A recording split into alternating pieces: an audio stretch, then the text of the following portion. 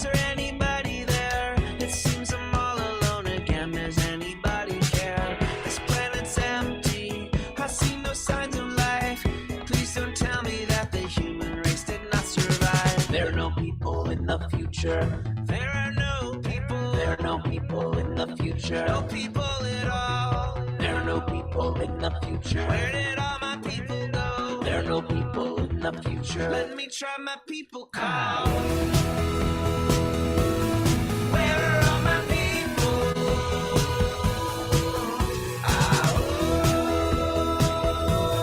Where are all my people?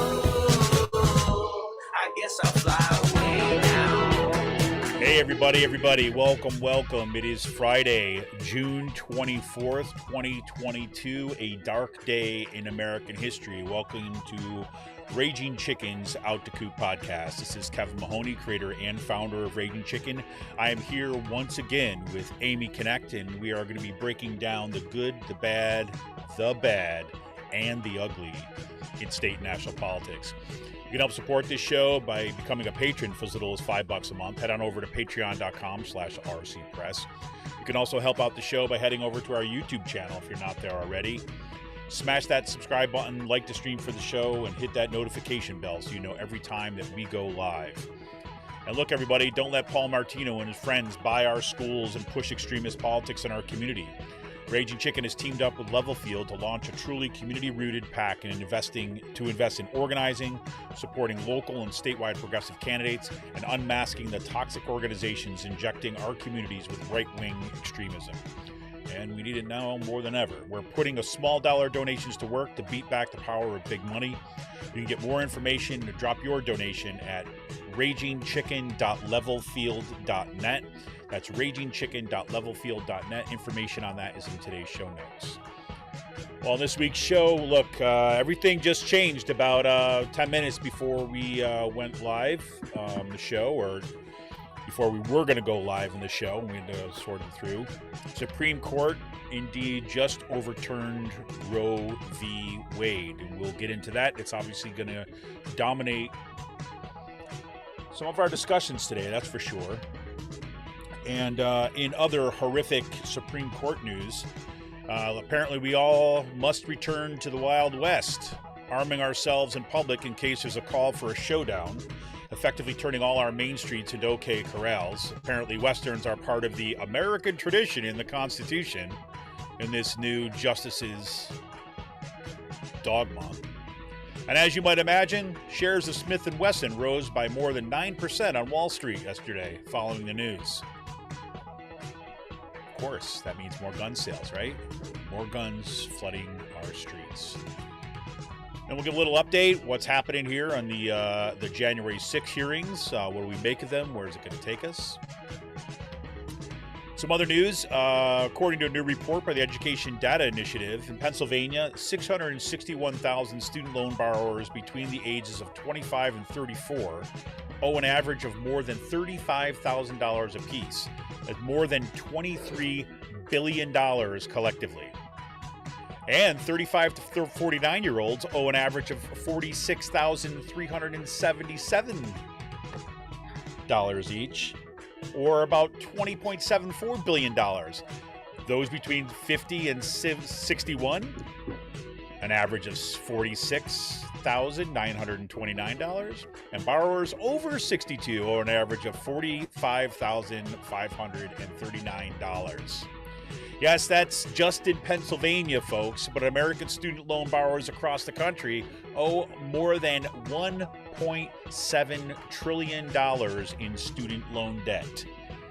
Yes, we are going to see major offensives on this all summer long.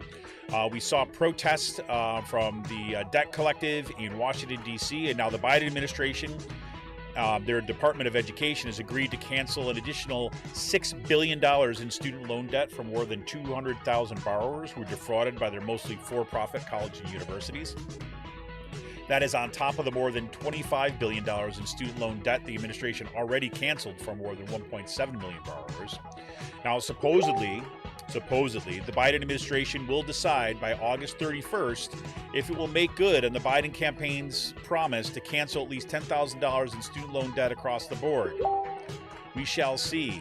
It looks like they are pledging more than anything else to make it difficult for people to figure out what is actually going to happen. So we shall see, because Democrats love to make things tricky and confusing and difficult, so that's what they're planning on doing. Oh boy, oh boy, oh boy. Oh yeah, there's Kim Badillion. Kim Badillion is head of the Penridge GOP. Yep, she went all whack job on her kind of off the rails anti-LGBTQ crusade. Yep, taking to the papers and taking to email to basically kind of crusade against pride. How about that? Welcome to the 19th century. Let's go to 19th century. Although I think 19th century may have been a little bit more lenient, actually, on LGBTQ folks than Kim Badillion and her crew are. There was also a meeting in Penridge this week where they passed the new proposal going forward. We're probably not going to talk too much about that, but I just want to let you know there will be stuff coming forward. Just as we're going to show, my messages started like going off the hook. I don't know if you heard the beeps in the background. So some stuff organizing already happening, I think, in response to the Supreme Court decision and what's happened in Penridge. Maybe we'll get into that a little bit later. For more PA Progressive Talk, tune to the Rick Smith Show's live stream at 9 p.m. Eastern on his YouTube channel, Twitter, wherever you get your streams. Head on over to the ricksmithshow.com for the latest across all his platforms. And you got to check out Sisters of the Night Caucus podcast if you're not already. It should be flooding your streams, especially now.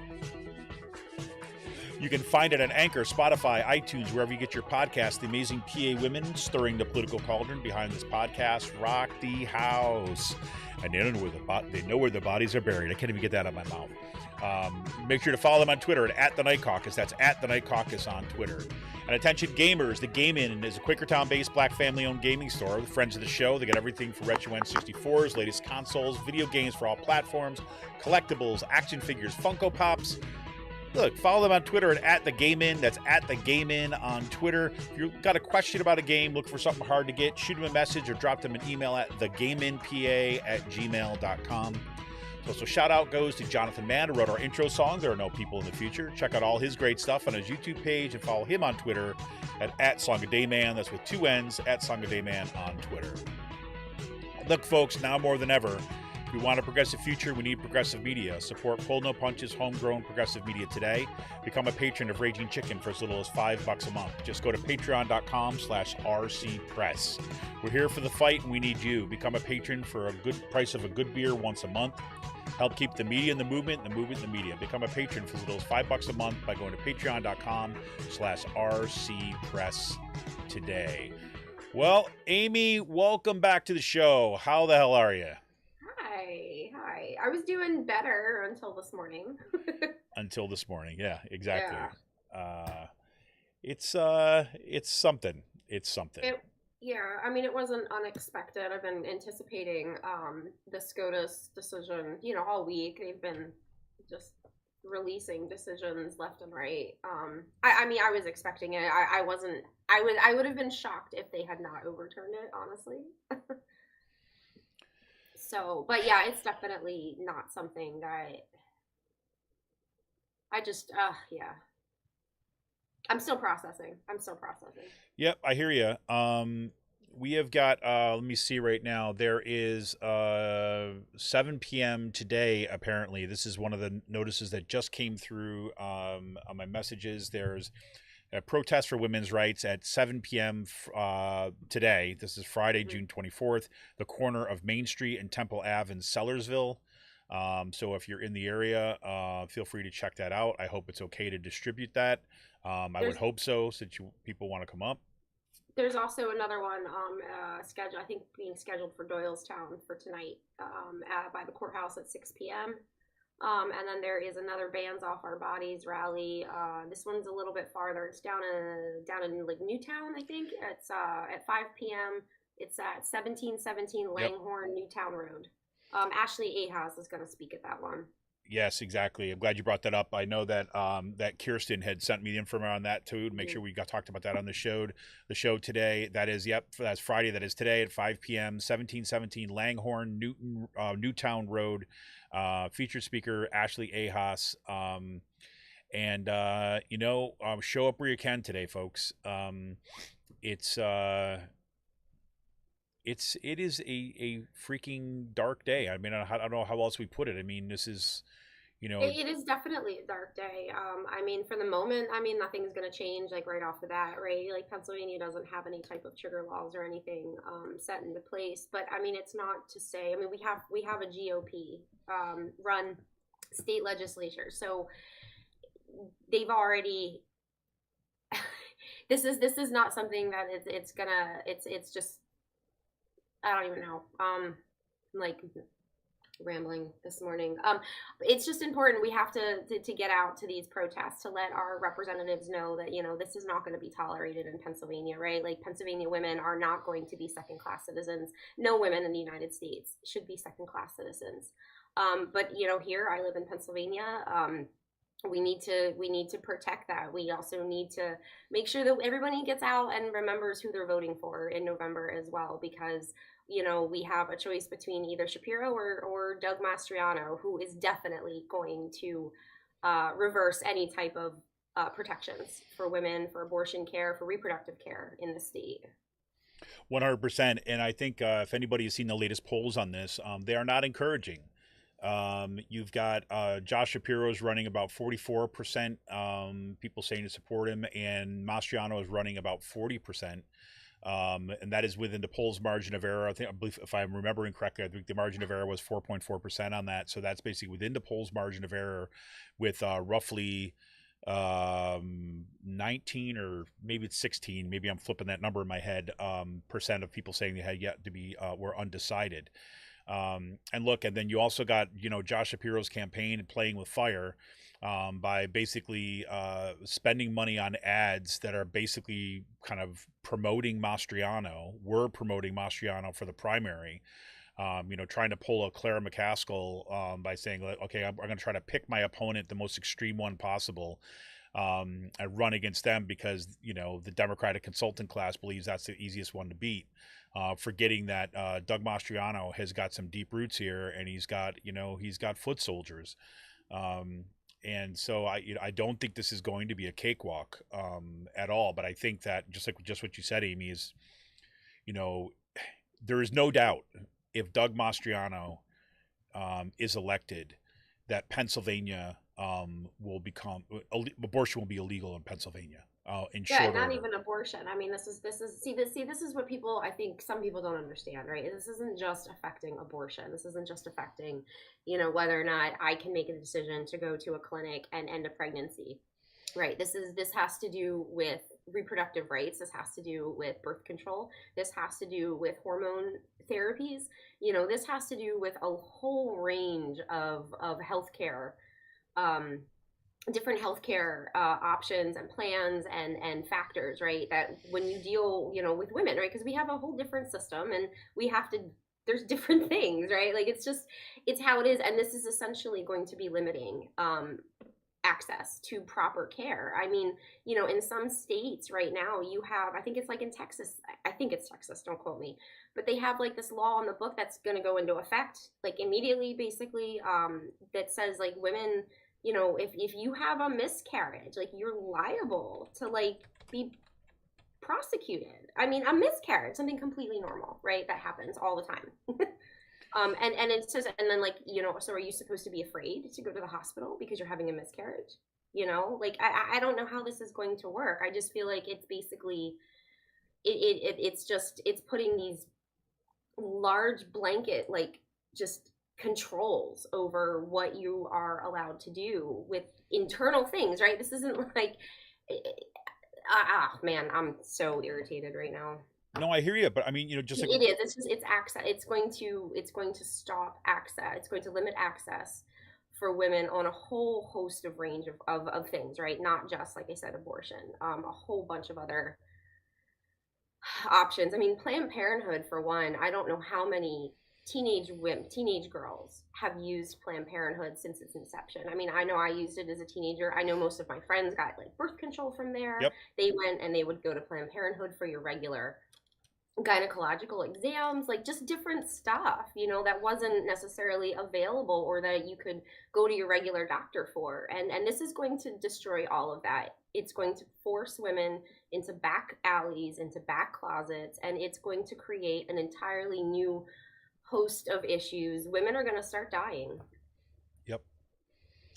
I mean, there's no other way around it. I mean, I think and we have to be saying it, I think, that plainly. I mean, this is what we're talking about.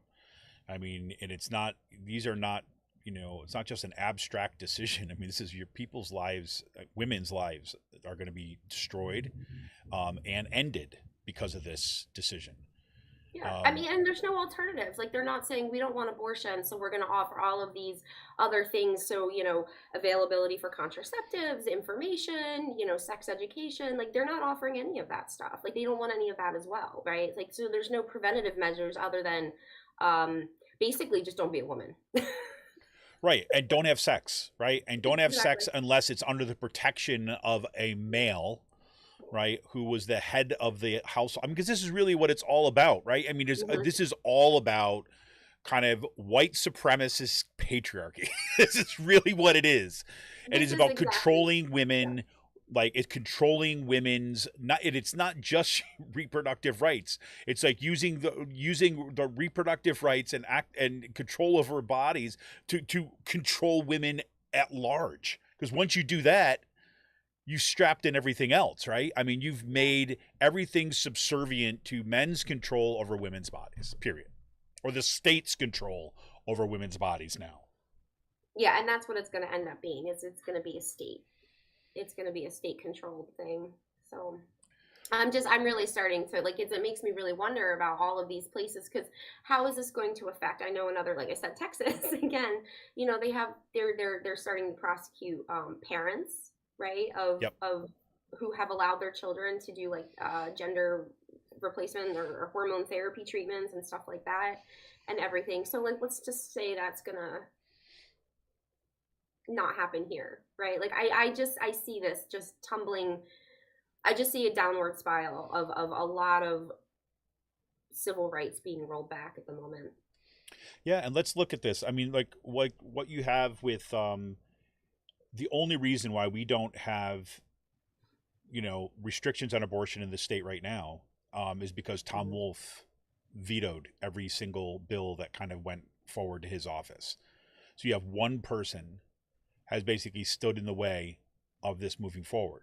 Right now, the other thing that's happening is that, look, the anti-abortion people are organized extraordinarily well, and they're well funded. So you can count on the fact that they are going to be showing up to the polls in the fall, right, for these midterm elections. And this is not just for the midterm in terms of what's happening at the federal level, although that's going to be important too as well, because, look, I think as soon as if the Democrats hold on to Congress, to hold on to the House, that's going to be a heavy lift. If they don't, there will be legislation that will be issued probably almost instant, like right at the beginning of the session for a federal ban on abortion. That would be my guess. But more importantly for us right now, like immediately, is that if those people turn out for election, and they will turn out for the election in the midterms, because those Republicans and the right wings in particular consistently turn out, that could turn, if you talk about 4-point margin right now, that could turn the governor's mansion, or that could increase the majority of the Republicans and right-wing Republicans so that they could override a veto. So, I mean, this is like, I mean, how much more critical can this election possibly be? Right? How much more critical can it be for us to organize and like, keep the eye on the freaking prize right now too as well? Enough of this bullshit kind of like, pecking at each other, right? For like whatever, because your issue is not perfect or something like this, and this issue is not perfect. I mean, Jesus Christ. I mean, we're at the point right now where we're watching the fall of the 20th century before our eyes. And, whatever, suck it up, get out and freaking vote. I don't know what the hell to tell you. I mean, at this point. Yeah, I mean, it's ridiculous because what you had said about having one person stand in the way. I mean, one person. That's not that's not how this should be, right? I mean, it shouldn't. It's ridiculous, and it goes to show you how like the GOP, right? Like they don't care what it doesn't matter like what the majority of Americans want or what the majority of a particular group wants in a state. Like they don't. It doesn't matter, right? Like it's only about their agenda, and that's how this is being played out like across the entire about the entire country. I mean, and people and see the other thing too is like we have they're gearing up for 2024, right? Yep. They're gearing up for another presidential election, and all of this stuff is going to come into play, right? Like, I mean, can you even imagine if we were to get another president like Trump in there? And then, think about what could possibly happen to the rest of the Supreme Court. I mean, we only have, what, 3 liberal justices left on there? I mean, I don't think they're going anywhere, but the way things are going, I wouldn't be surprised. I mean, if the entire dynamic of how our democratic processes work is just completely flipped on its head. I mean, it's already started. Yep. Yep.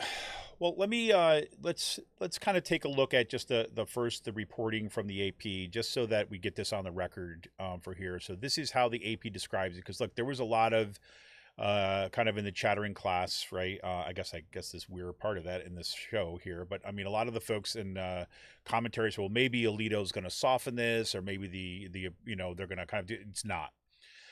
So, and to Amy's point before, we're talking about the trigger laws. There are 13 states that currently have trigger laws that automatically just basically went into effect as of this decision, right? And those states are Idaho, Utah, Wyoming, South Dakota, North Dakota, Missouri, Arkansas, Louisiana, Texas, Oklahoma, Mississippi, Tennessee, and Kentucky. Right? So they're there. All right. So here's how the AP reported this this morning. It says the Supreme Court has ended constitutional protections for abortions that had been in place nearly 50 years in a decision by its conservative majority to overturn Roe v. Wade. Friday's outcome is expected to lead to abortion bans in roughly half the states. Half the states. The decision, unthinkable just a few years ago, was the culmination of decades of efforts by abortion opponents made possible and emboldened by an emboldened right side of the court that has been fortified by 3 appointees of former President Donald Trump. The ruling came as more than a month after a stunning leak of a draft opinion by Justice Samuel Alito indicating the court was prepared to take this momentous step. It put the court at odds with the majority of Americans who favored preserving Roe, according to opinion polls. Alito, in the final decision issued on Friday, wrote that Roe and Planned Parenthood versus Casey, the 1992 decision that reaffirmed the right to abortion, were wrong the day they were decided and must be overturned. Quote, "We therefore hold that the Constitution does not confer a right to abortion. Roe and Casey must be overruled, and the authority to regulate abortion must be returned to the people and their elected representatives," Alito wrote. "Authority to regulate abortion rests with the political branches, not the courts," Alito wrote. And there you go. It's pretty clear that this court decision, I'll fully admit, I have not fully read the final opinion, in part because, like I said, it was like, I think, when Amy got on this morning, it was like 9 minutes, right, before we first kind of got rolling that this news broke. But from the reporting that I've been able to skim, it looks like the decision is pretty close to what we saw in the leaked draft opinion from Alito. Yeah, it sounds like it. I mean, that's basically what the draft opinion said. Was Alito was basically stating how oh my God, there's that word. how completely wrong that Roe was, and then Casey too on top of it. So I mean, I don't think he was going to soften his stance on it, especially. I'm a little surprised about Roberts, though. I'm not sure where he stood on this. I haven't looked at the paperwork yet or anything like that on the decision. So I'm not really sure, but I would like to read I really am interested in reading the dissenting opinions. Yeah, 100%. And I think that, look, I mean, this shows, I mean, look, in my mind, I've grown decidedly less hopeful that information by itself will kind of break through and show people things, right? This kind of enlightened version of what knowledge does. But look, I mean, for those of us who are paying attention to politics on a fairly regular basis, I mean, this should rip off any last vestiges of belief that the Supreme Court is somehow above politics. I mean, the Supreme Court now is a 100% it's a captured institution by the right, and it is a political body, and they're going to continue to do this. The next decision, for example, that it's expected to drop, I should say, the next hugely momentous decision is supposed to be dropped is supposed to basically strip our ability to address climate change, right? Is basically to strip the administration away from environmental protection such that it's going to be virtually impossible to address climate through kind of executive action or through organizations like the EPA. I mean, it's just, this is that kind of libertarian future that people keep on saying, that they want, get the government out of it. It's never that. The government is never out of our lives. It's just a question of who is the government serving, what interest is it serving, and who is paying the price. Exactly. And look, just if you look at you look at this ruling, and this is what it says in the AP report too as well. And this is something that has been reported on again and again and again. But why did I say white supremacist patriarchy? Well, here you go. Because the ruling is expected to disproportionately affect minority women who already face limited access to health care, according to statistics analyzed by the Associated Press, right? This will have a disproportionate effect on people of color, on the poor, right? Whether you're rural or urban, doesn't matter where the hell you are, you're screwed if you're a woman now, right? If you've got the means, you're going to be fine, right? This will be the return to that like Victorian, we're going to go traveling for the summer, where your kind of rich aunt will... Yeah, right. Your rich aunt will take you over to Europe, right, for a special kind of continental tour where you can kind of get things taken care of, and nobody needs to know. Jesus Christ.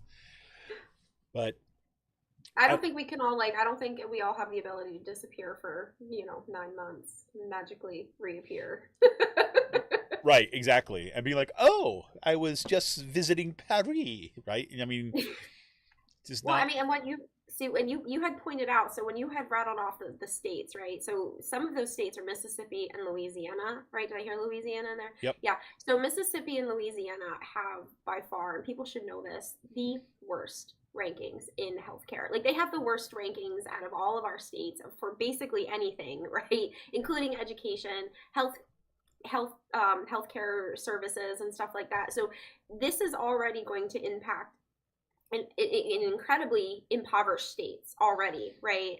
And it's just going to make things even worse. Like, I am so upset that this is happening. I mean, obviously for people, for me and for every woman everywhere, but for these women who are living in these states, right, who have no protections at the moment anyway, who are already living under incredible hardships, who don't already have access to things, and now this on top of it, I mean, so now you're also going to be looking at too, is you're going to be having women who are going to be punished. They are going to be punished. Yep. Well, that's really what this is, right? I mean, this is really about bringing the draconian kind of, it really is, this is where you have, state violence. I mean, this is essentially like instituted, systematized, normalized state violence. Yeah.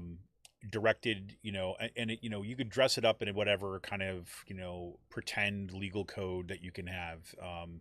It is about the control of more than half of the population. And again, a punishment of those folks, particular people of color, women of color in particular, that this, I hate to put it this way, but this is one of the things I've had conversations with multiple people over the past couple months where, I end up saying this, that, well, they're talking, especially like liberals who like to get into, well, in the legal doctrines, they like to kind of abstract it. And I'm like, look, they keep on talking about rooted in American tradition, right? I mean, it's just a load of garbage, except, there is some truth to it, however, right? And they're like, well, see, even you, yeah, there's some, what the truth is? The truth is the American tradition is slavery, is genocide, is patriarchy, is hierarchy, is systematized sanction for, I don't know, goon squads going out and lynching people. That's American history. That's tradition in this culture. And so, yeah, the question, so that's the tradition that they're calling back to, that they're calling all of us back to. So really the question for us is not like, it's which traditions do you look to? Right? Because you know what? For every one of those traditions of like lynching people, there's the traditions of people standing up and organizing against that. Yeah. To the assertion of, we have these rights too. We want to expand democracy. That is also an American tradition. So the question is not tradition versus non-tradition. It's which tradition are you going to choose to uphold? And that is precisely why this Supreme Court, we can see, is a clearly political body choosing to uphold the worst traditions of this country. I don't know how to say. This is why education is so important, Kevin, because people don't know that. Yep. People don't know that. They only, especially when it comes to American history, they're only taught, a lot of times our children are only taught about the exceptional things that have happened. It's not really, everything bad is always just kind of downplayed, or it always justifies the end, right? Like there's always this way to justify whatever happened in the past, makes it okay. Everything now is like, makes that okay. And that's just not how it is, in the least little bit. But that's where people get upset about, right? Because they will talk about that tradition of American exceptionalism, of democracy, and this and that. But I mean, the second you bring up, oh, well, that wasn't for everybody. There's always like, but it's not like that now, right? Like, we fixed it all. I'm like, okay, so which tradition then are you looking at? Are you looking at the problem where like these people didn't have rights? Or are you looking at the tradition where they gained the rights, right? Where they stood up and they did that. I mean, if you look at the women's movement, are we looking at a tradition of 200, 300 some years of women not really having rights? Or are we looking at, the past 100 years or so where women have had some say, right, and what goes on in politics and stuff like that, and had a voice? Yep. So, I mean, you're right. I think that really definitely hits it on the nail. So when people talk about that, when they do talk about our traditions and our past. Yeah, it's like, which, I always remember there was a time in my life, like even during like my punk rock years, right? Which in many ways I was probably some of the more outwardly cynical times that I've had, right, when I'm thinking about kind of America, but inwardly hopeful, right? And what I mean by that is like, is probably when I had the sharpest criticisms ever of this country, of capitalism. And, again, many of them I just carry with me now. I mean, they're just like, there's more books and background and history, that fills out the just, straight up rage of it. But even then, there was part of the hopefulness I always felt about this country, right, was that those traditions of people standing up and organizing and fighting back. And I think that the past, I don't know, let's just call it 5 years, 6 years for that matter, have slowly disabused me of any kind of remaining thought that kind of like everybody shares in these kind of, like we all hold those up as kind of like, it's only a small number of people who don't like that kind of like people organized to fight back and gain their rights. And, I think that I had always held this, in many cases, unconscious feeling that, that's part of what it means to grow up in this culture, is that even if you're, conservative for that matter, or even if you grow up in this culture, part of how your identity gets formed, right, through what we learn in our history and things, is that idea of that rebellious spirit, right? About the idea we're going to stand up to injustices. And, as, MLK, famously said, the arc towards freedom is long, but the arc of history is long, but it bends towards justice. And, I kind of bought into that progressive narrative, that, it's going to take the fight, and it's those people that are the motors that going, and I still believe all that stuff. But what has happened, for a variety of other reasons, we can't go into all of them now, but for a variety of reasons, what has happened is like, there's a solid group of people in this country who don't believe, don't buy into, and actually see that narrative as part of the enemy of their own personal lives. So that going into our schools, what we've been fighting here in school boards over and over again, right, is the idea that having education is a place where kids are going to learn and expand what they see and kind of run into things that are new to them, right? And having to grapple with the kind of these differences and different ways of thinking about stuff and kind of growing as a human being, that's being clamped down on.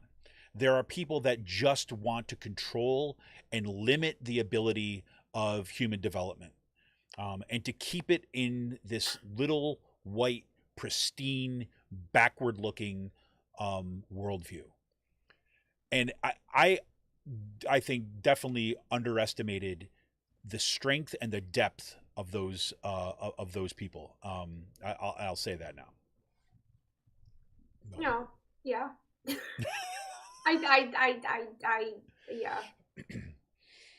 Well, and that's it. Like, I had a thought and I lost it. I'm sorry. Oh, no, don't be. I'm just a rambler. I was thinking and I totally lost it. Oh, God. Fine. But what you're saying about the school, for school boards and stuff, that is important, right? We have, like, they talk about, we have, like, a declining enrollment issue up here in Palisades, and this wasn't in our show notes or anything, but they, that sometimes I get the feeling that sometimes some of the school board members and some of the community members are a little astounded as to why people wouldn't want to come up here, right? Well, I mean, other than the lack of housing, right? That's a big issue. But on top of that, I don't really feel like as if the curriculum, there's nothing really particularly wrong with the curriculum, but at the same point, it's not as inclusive as it probably could be. And I don't think that it's properly preparing our children for the real world, for people who want to move away from this area. Not everybody wants to stay in farm country, right? Not everybody's a farmer, and people want to move away, and children want to go to colleges. And I'll tell you something. I was in, I don't know how many college classes a few years back when I was doing community college at Bucks County, and I was in a lot of classes with students from Quakertown, with Penn Ridge, from Central Buck, like for this whole area, from Palisades.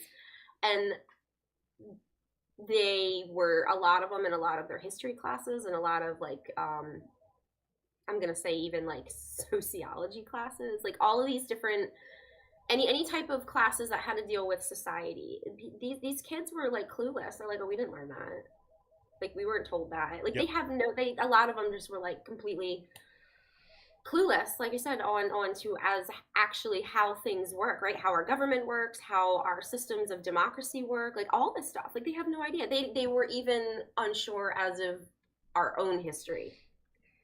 How are we supposed to make changes if this is the education that we're pushing out to our kids? It's supposed to give them just enough so they follow orders, right? Because that's how I look at it. Yeah, I agree. And, I've said this on the show before. I think that so much of this school board nonsense, so much of this, anti-DEI stuff, it almost feels like it comes down to the parents who have maybe racist or classist or like right-wing views about the world, don't want to be confronted by their own kids. Yeah. By saying that is something racist, mommy. Dad, like, you're a homophobe, right? And this is why. Did you know that? And I almost think it's like at that level they just don't want to hear it. They want their kids to fall in line, and they want to do it by depriving them of alternative ways of seeing the world. Well, Right? they are. They are, and that's what I've been seeing in Central Bucks. That's what I've been seeing in Penridge. This is what I've been a little bit in Palisades. Palisades is a bit off the rails. We're so small, but there has been that, right? Like we have our own Kim Badillion lady up here in Palisades. Anyway, and she puts out stuff like her messaging is all about like straight pride, right? Like she'll put that stuff up So on her social freaking media crazy. accounts. Yeah, like straight pride with like the typical pictures of like a 1950s white bride with the guy in the suit, and like it's so ridiculous. It's so ridiculous. But that alone is mentality. But that's the mentality. Yeah. Because that's for how long. Like I look back at some of these generations, and like this is like if I look back at some like my parents, right? Like my mom, my stepfather, and stuff like that, they were so entrenched in that, right? Like they were blue collar, working class, but it was all about that white patriarchal hierarchy. They lived within that, right? So when I started as a teenager, started like poking around at some of that stuff, it was met with like instant resistance. No, I was wrong. Oh, the schools are or they're being infiltrated and they're teaching wrong stuff. Like, so I don't think things have changed in that area. I just think it's getting worse. Yeah. It has gotten worse.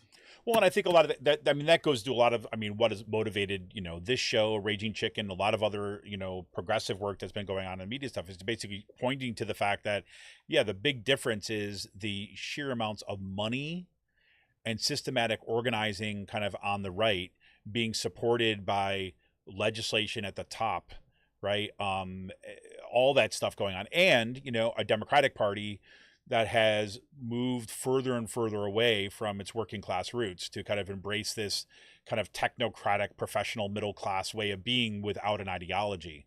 It's like, and I think all those things kind of have gotten us to this point, right? Mm-hmm. Because look, I remember being like in the 80s, like say growing up in the 80s and even the 70s, I don't remember that much about, but like the 80s is like,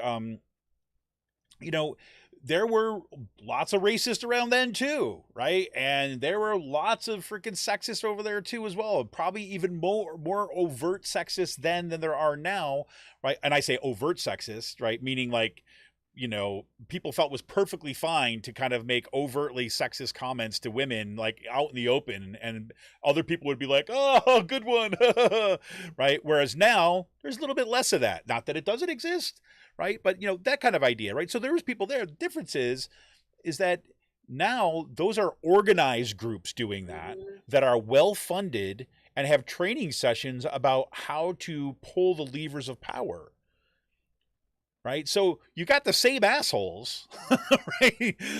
Right? But now you've got like, you got trained monkeys now, right? Like now they've gone to school and they're taught how to bring their assholeness, right, to the seats of power in our communities. And that's like, I don't know. I hate to put it in those ways, but if the suit fits. And I look at it, I think it's part of a larger issue too. There was something that I found interesting. What was it, like last year, was the one school board candidate up here, Cora Landis, that she was running. She had posted something to her campaign page at one point about how she felt she was a minority, right, as a conservative Christian woman.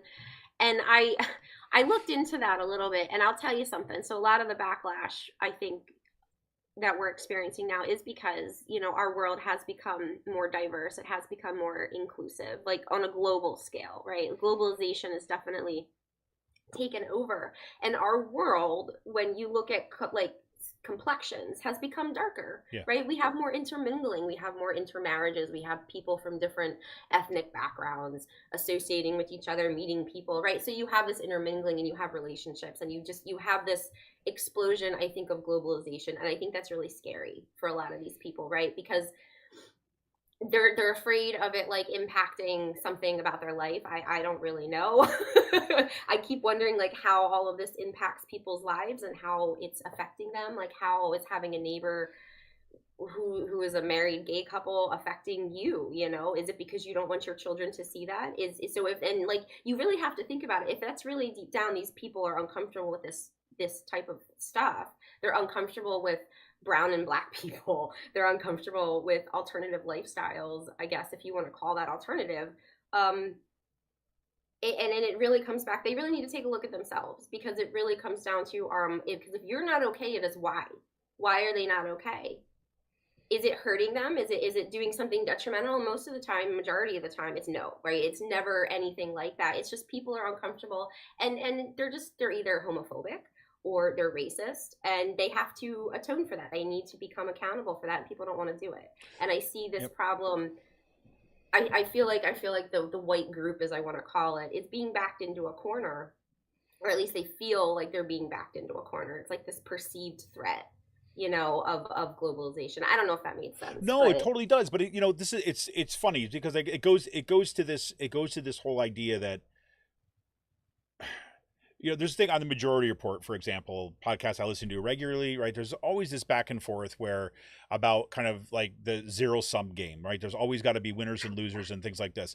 And there's, you know, Jamie, who used to be on the show kind of a while back, she and Sam Cedar, who's the main host, used to get in this back and forth all the time about does there need to be a zero sum game? And what Sam Cedar would always used to say would be yeah, look, that white guy, right, is going to lose something, right? And it's regardless of what is it. And what Jamie would always say is like, no, it doesn't have to be that way. And they never quite got to this. What I used to be like screaming into the podcast thing, like, no, it's like, because I think they both were right about an aspect of that. And the way I always think about it is like this, is that like, look, that the white person only loses something if their identity is rooted in the fact that they are on top, right? And they must preserve the purity of their whiteness and those traditions. This is where this is white supremacy, like as deeply as possible, because you have to believe, for example, in genetics, that kind of you cannot dilute the white blood. Right? You have to, at sublet core level, you have to believe that. You have to believe that whiteness is a specific culture that is superior to others, right? And that it must not be polluted. It's all rooted into the same kind of like discourse, that in fascist discourse, basically, right? Because like I look at it like this, like with, you know, and it took me a long time to understand that people who think that way, it's like this orthodoxy, right? So like if I was Christian, right, and my neighbor was Muslim, right, I could perceive that as a threat because it's different, right? That it acknowledges that there's someone else who believes it differently, right? And I could see that as a threat, so therefore I need to eliminate that threat to me being able to see only myself on TV, for example, right? I don't want them to be on TV. I want only myself to be on TV. But then the other thing is like, hey, I'm a Christian, you're a Muslim. I don't know a lot about Muslims. Hey, why don't you come over for kind of like a cookout? And we, you know, I'd love to meet you and kind of, you know, and there's that opportunity for expansion, right? I mean, the opportunity for kind of like what I always thought was like the richness of democracy, right? Multi-ethnic, multiracial democracy where you're learning from differences, right? That's what expands what we think. Right. But so it's the only people who lose in this model, right? Because I gain something from that, right? I don't lose anything by expanding what I know about the world because someone else is different and doesn't share my experiences, right? I might feel a little vulnerable because I'm unaware, right? But I can only expand. I'm a winner in that case. But in order to make myself a winner in that philosophy, I cannot be rooted in an orthodoxy about purity. Right? I can't. And so it's only those people who have this assumption that it's their way or the highway that lose anything. So really, what's the threat to them? The threat to them is that their way is not the only way. And they don't get to tell everybody else what to do. And if they're threatened by that, too fucking bad. I'm sorry. You will lose. Right? Well, and that's why they call it like a perceived threat, right? Or like, because it's not, it's all in your perception. It's not like somebody is actively like holding a gun to your head or holding a knife to you and being like, you have to do things this way. Right. And it is very much how people view things. And it also too goes to like, so you'll have a lot of these people too, and they might be like you, right? Like just, oh my gosh, this is cool. We've like this new person, like we should invite them over for a cookout, whatever. But then you also get that point where like, well, I'm not racist, right? Or I'm not homophobic or whatever, because they, you know, they've engaged, right? People engage, or they're nice, or they talk, or they have a friendship or whatever. But the fact of the matter is, but then when you start talking about like our government and about how like these systemic issues, that's when it becomes an issue, and they're like, well, that's not how it's really set up, right? So like you have these different levels too True. of this Good point. problem Yeah. of like people you know, realizing where they are in it, right? And like where their places, you know, are you exhibiting racist or homophobic behavior and stuff like that, these thoughts and everything else, you know? And if you're not, that's great, but like if you can't understand that our system, our government institutions are completely like immune, like if you think they're immune to that stuff, which are designed by people who had these you know, biases, and they haven't changed, like they, you know, in the institution, some of these go back right like a really long time, so they haven't changed, and these biases haven't been taken out of those institutions. And that's what like really, I think that more than anything is what really gets me about these type of situations, right? Because you can work on people individually, like, right, like you can do that, but when you're dealing with these massive institutional just, you know, they're what's the word I'm looking for, they're just they're concrete in our society, right? Like they're definitely like Systemic. wow, I can't, like, yeah, I can't think of the word this morning. You know, people, you have to be able to remove yourself from that, and you have to be able to understand that like I may not feel this way, right? But like these laws are definitely, they were put forth at a time when people felt differently, and they're not okay anymore. And like I don't know why that is such an issue, right? Because that's then where I think people feel like they're going to lose. That's when, like, as soon as the law gets changed or this policy gets changed, somehow they're going to lose something on top of it. When all that usually really is what happened is you just include Right. people. That's all it is. It's usually what it is. And generally, on a day-to-day basis, you are not losing a single thing at all. No, and it's like I you know, Rick Smith always used to say this. Like he's like, you know, he would say, or still does say this. Not always used to, but he always says this. He's like, he's like, I just never understood when you have these people, and he's, you know, he runs it. You know, he runs into people all the time, and he talks to have these conversations to people. Like I don't have the patience for it. He does, but he's like, you know, somebody was talking about doesn't want to have gay marriage because, right, it's gonna infringe upon the sanctity of his marriage. Right. And then, you know, Rick's is like, how does like that guy marrying that guy, right, have anything to do with you? Right. It's like, what is that? How does like those people, those two women, right, kind of like falling in love with one another and getting married, how does that have anything to do with your marriage? Right. You know, it's like, it makes it like just a very basic level, like, what does it do? I mean, so just like you said, it's like an including, oh, more people have kind of access to this thing, like two people who love each other and that kind of, they want to make a commitment to one another, right? And enter into this particular form of a relationship. Okay, great. Okay, fine. How does that affect me? It really doesn't, right? You know, if at a baseline, like my marriage with my wife, like how does that affect? It doesn't, right? It doesn't. I mean, everything that was there before the law change is there after the law change, right? Yeah. There's nothing taken away from me, right?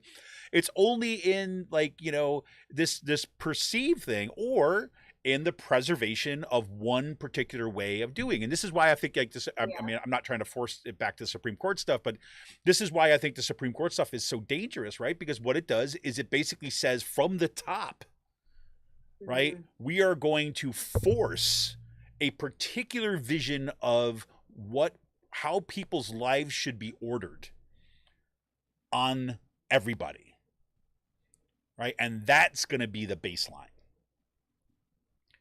And, and I think, and I pair that with that other decision that they made this week about, basically saying, hey, you got the right to kind of like, carry guns wherever you want. Yeah, right? they were even talking about that within DC, right? Like I guess that's the answer. That's always their answer. We have such a gun issue in our country, and their answer is to fix it with more firepower. Yep. Yep. That's like throwing fire on fire. Like, it's not going to work. No, and it's like, and they basically said, well, hey, all you states that restrict like the carrying of kind of handguns or carrying of weapons like in the streets of your cities, all of you who've put a law against that stuff, that's unconstitutional. So you got to go back and fix those. And so now, you wait though. You wait, Kevin. They're gonna backtrack on that. You wait, because the second there's non-white people with guns, it's always a problem, right? Yep. Always. Well, that's where the first major gun restrictions came from, right? Mm-hmm. Is the Black Panthers decided like, you know what, we're gonna go out and watch the cops, right? And we're gonna make sure that those people don't get beat up, and we're gonna have our long arms, right? We're gonna have our long guns with us, openly displayed as we're legally allowed to do, and then that's when the first restrictions on those kind of carries happen.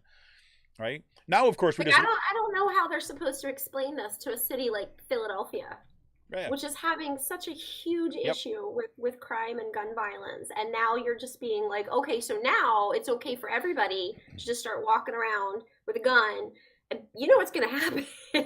Yes, of course, you know what's going to happen. That's what I'm saying. Everything's turning into the OK Corral, right? I mean, like, seriously, if you're walking around with a handgun, like you're walking.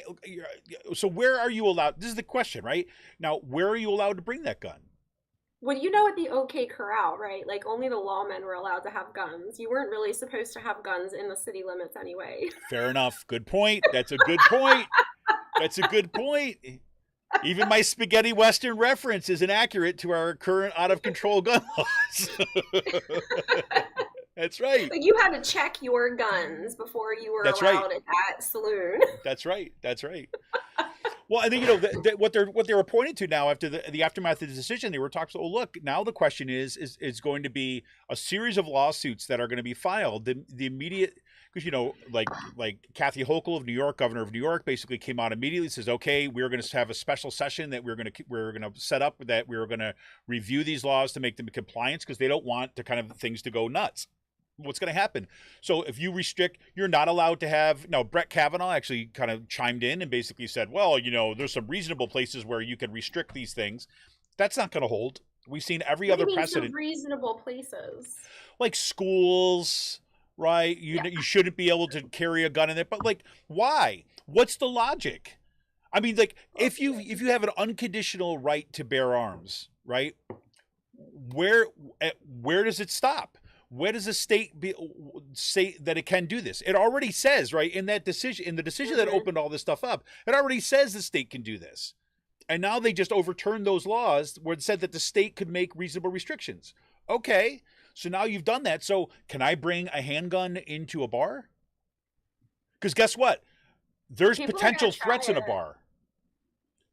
I'm worried for my safety in a bar, because there's other people there that might fight me. So I need to be able to carry my handgun into a bar, right? Mm-hmm. Because without it, I'm potentially at risk of getting hurt. So I need to be able to protect myself. That's going to be the argument. And I mean, like, hey, a whole bunch of people sitting in a bar drinking with guns. You see where that ends up. I mean, come on. I mean, it's like,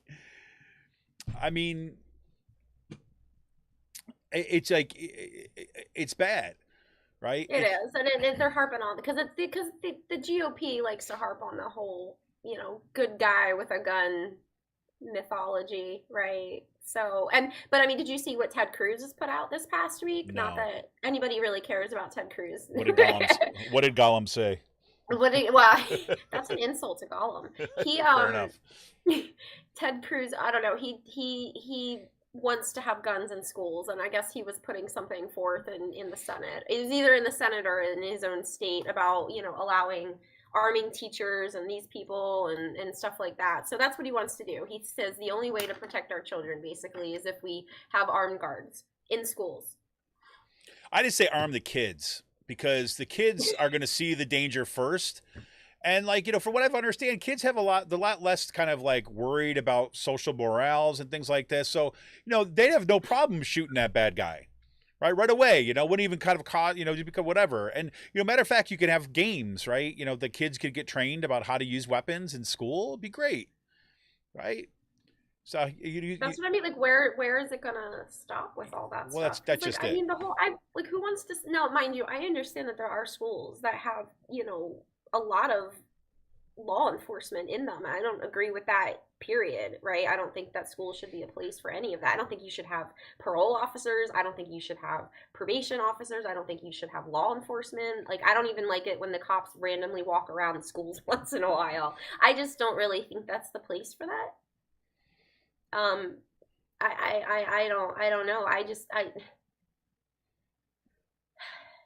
don't know. Like, I'm not really sure. This is, you're kind of right, because it does remind me of the Wild West, right? Like, there is so little regulation, I think, on something like this, and it's just going to create this like major host of problems.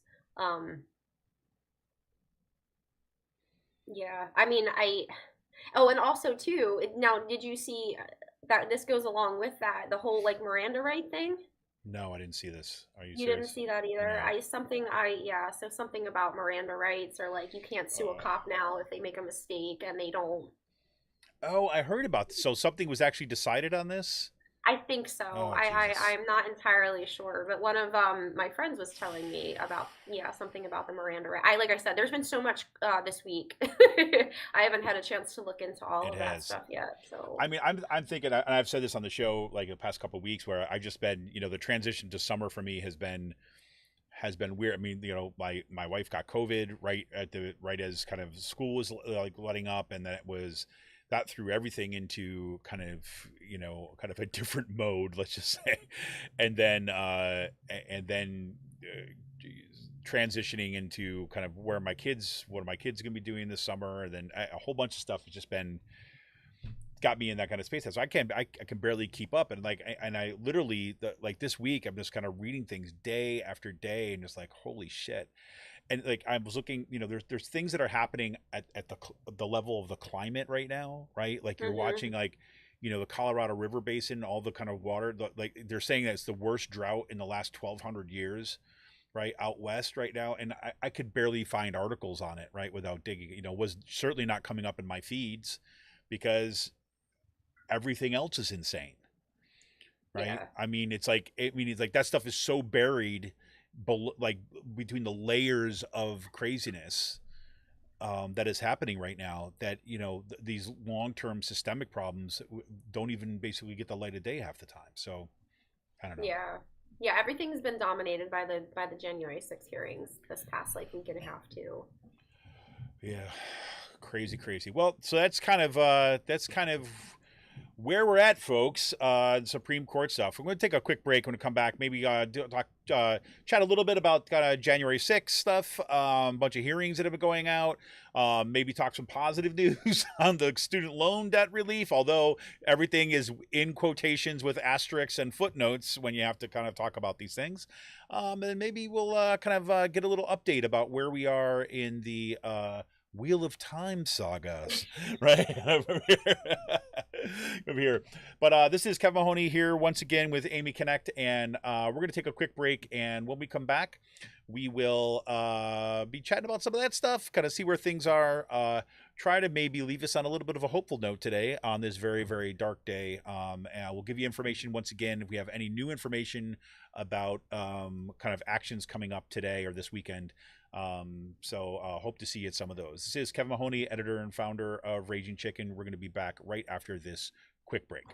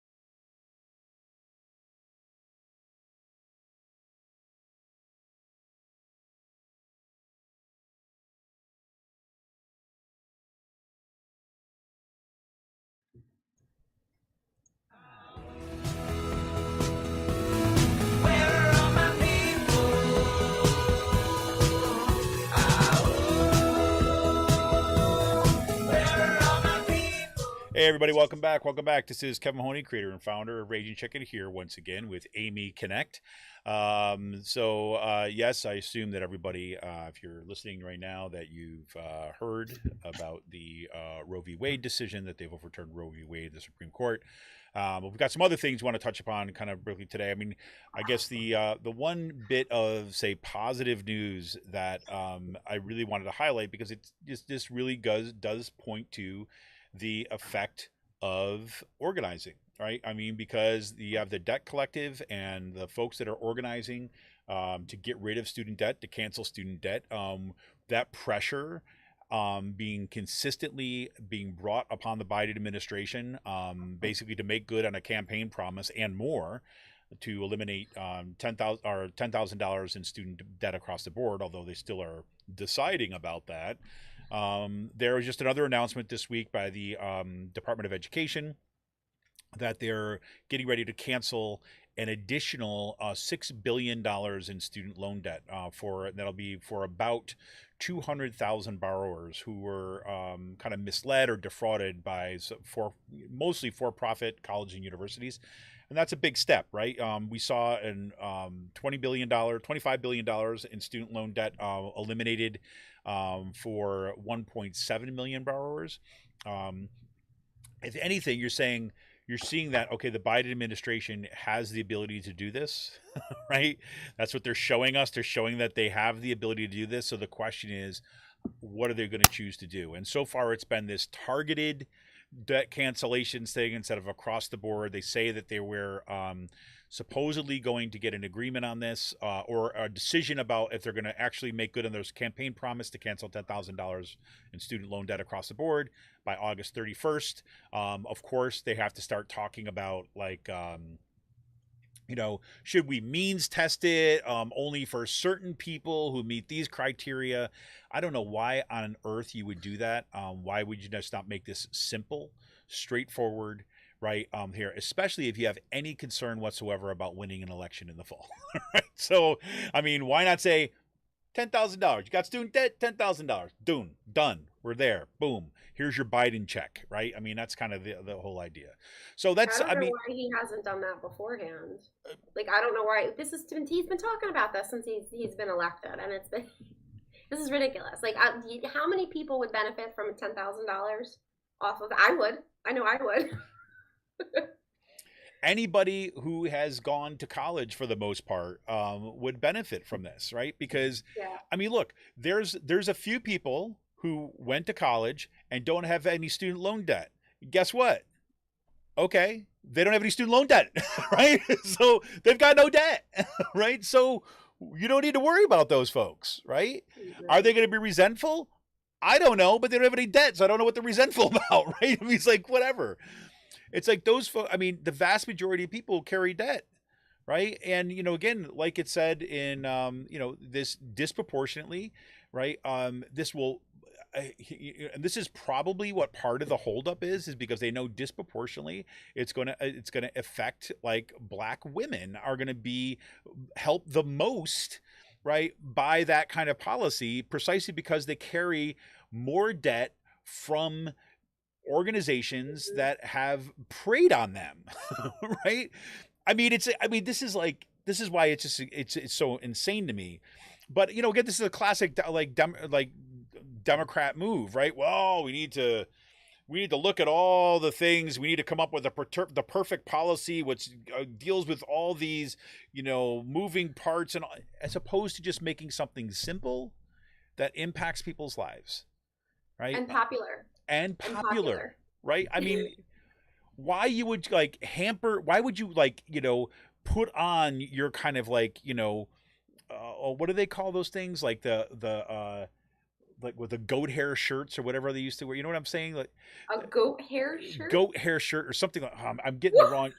There's these Christian monks who used to put on this fabric, these shirts with this, like, horribly scratchy, uncomfortable, prickly burlap shirts, maybe it is, right? As a way of kind of like recognizing suffering, right? So they would put it, they'd have to suffer. Are you talking about the guys that whip themselves? Well, there's those too, right? There's those too, right?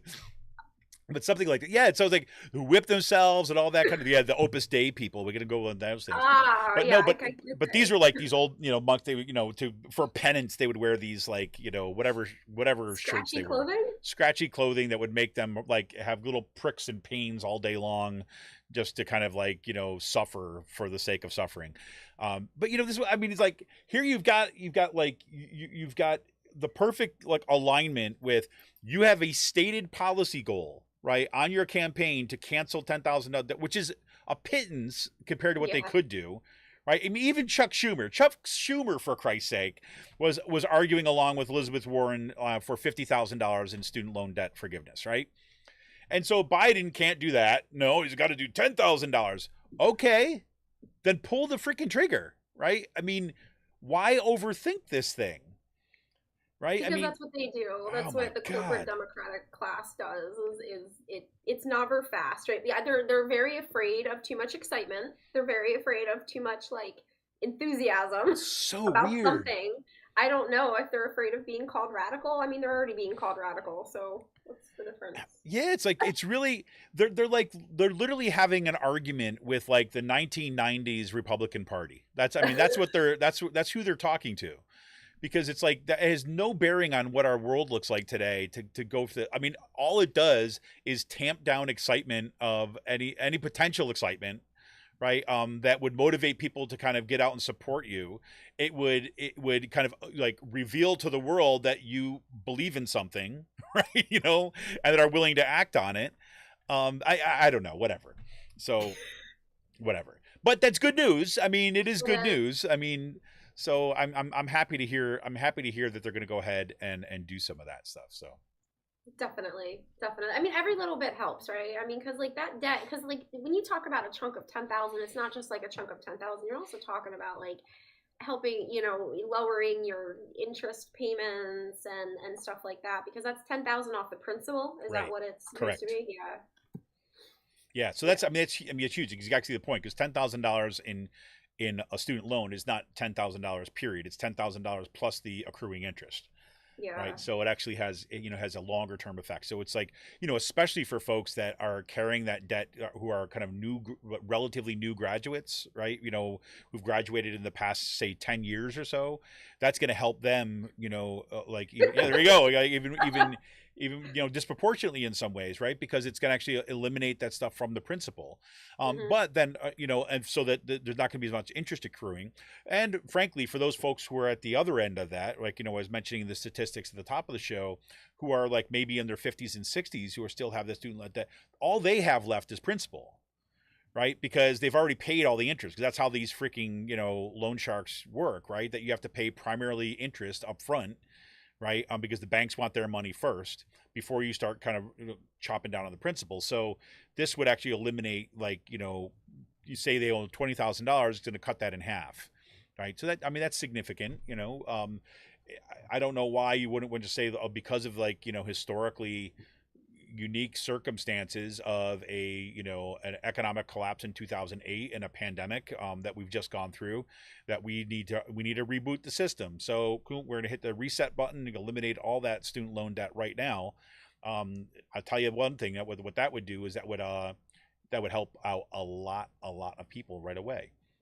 So I think it would. It would add a lot of financial security and stability. Maybe not, you know, um, security, but definitely stability, right? If you're eliminating one bill a month, yep. perhaps, or just like that amount of debt, what's that going to do? Oh, well, you know what, Kevin? Because it's going to raise people's credit scores, God forbid.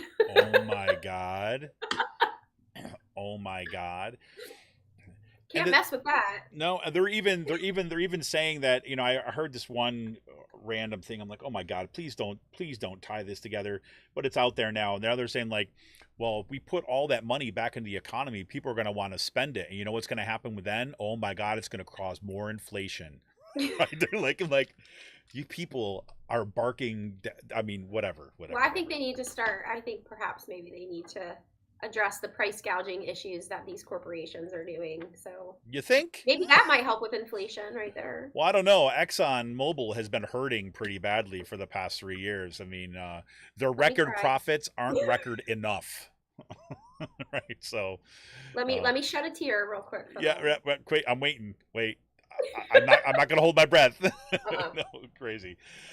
Well, so let's kind of real quick, and then we can talk a little bit more about. Then we can talk a little bit about Kim Badillion and Wheel of Time. But so the just want to get your kind of thoughts at this point on the January 6th hearings. And we know we were talking before the show a little bit. You've been watching kind of the full hearings through. I've been watching pretty much just kind of summaries and clips kind of in the evenings. But what's your take on things been so far? So I'm only on day 3. Like I said, I haven't even finished all of it. They're very long. They're Mhm. drawn out. Day 3, especially. So this has to deal with Mike Pence, and about the pressure that the Trump administration was putting on Pence to overturn the election, and just like all of this stuff. I will tell you. So they're making a really good case, right? I mean, it is very apparent that this was not like a random thing that happened. It Yeah. wasn't like a spur of the moment. People decided to like go and storm the Capitol. Like this was planned. Like this was in the works. Like Trump and his cronies and um, Rudy Giuliani, who I found out was drunk apparently majority Yes. through like this whole thing. Which I hope is like a legacy of that he will, hold on. I really do. I hope that's going to Any be good enduring. legacy that that man has had is now completely it's been all thrown out the window. Um, I don't know. So they've done a really good job. I think the committee has done a good job of showing, even in like by day 2, that this is an issue. I mean, you have all these politicians who are like asking for pardons.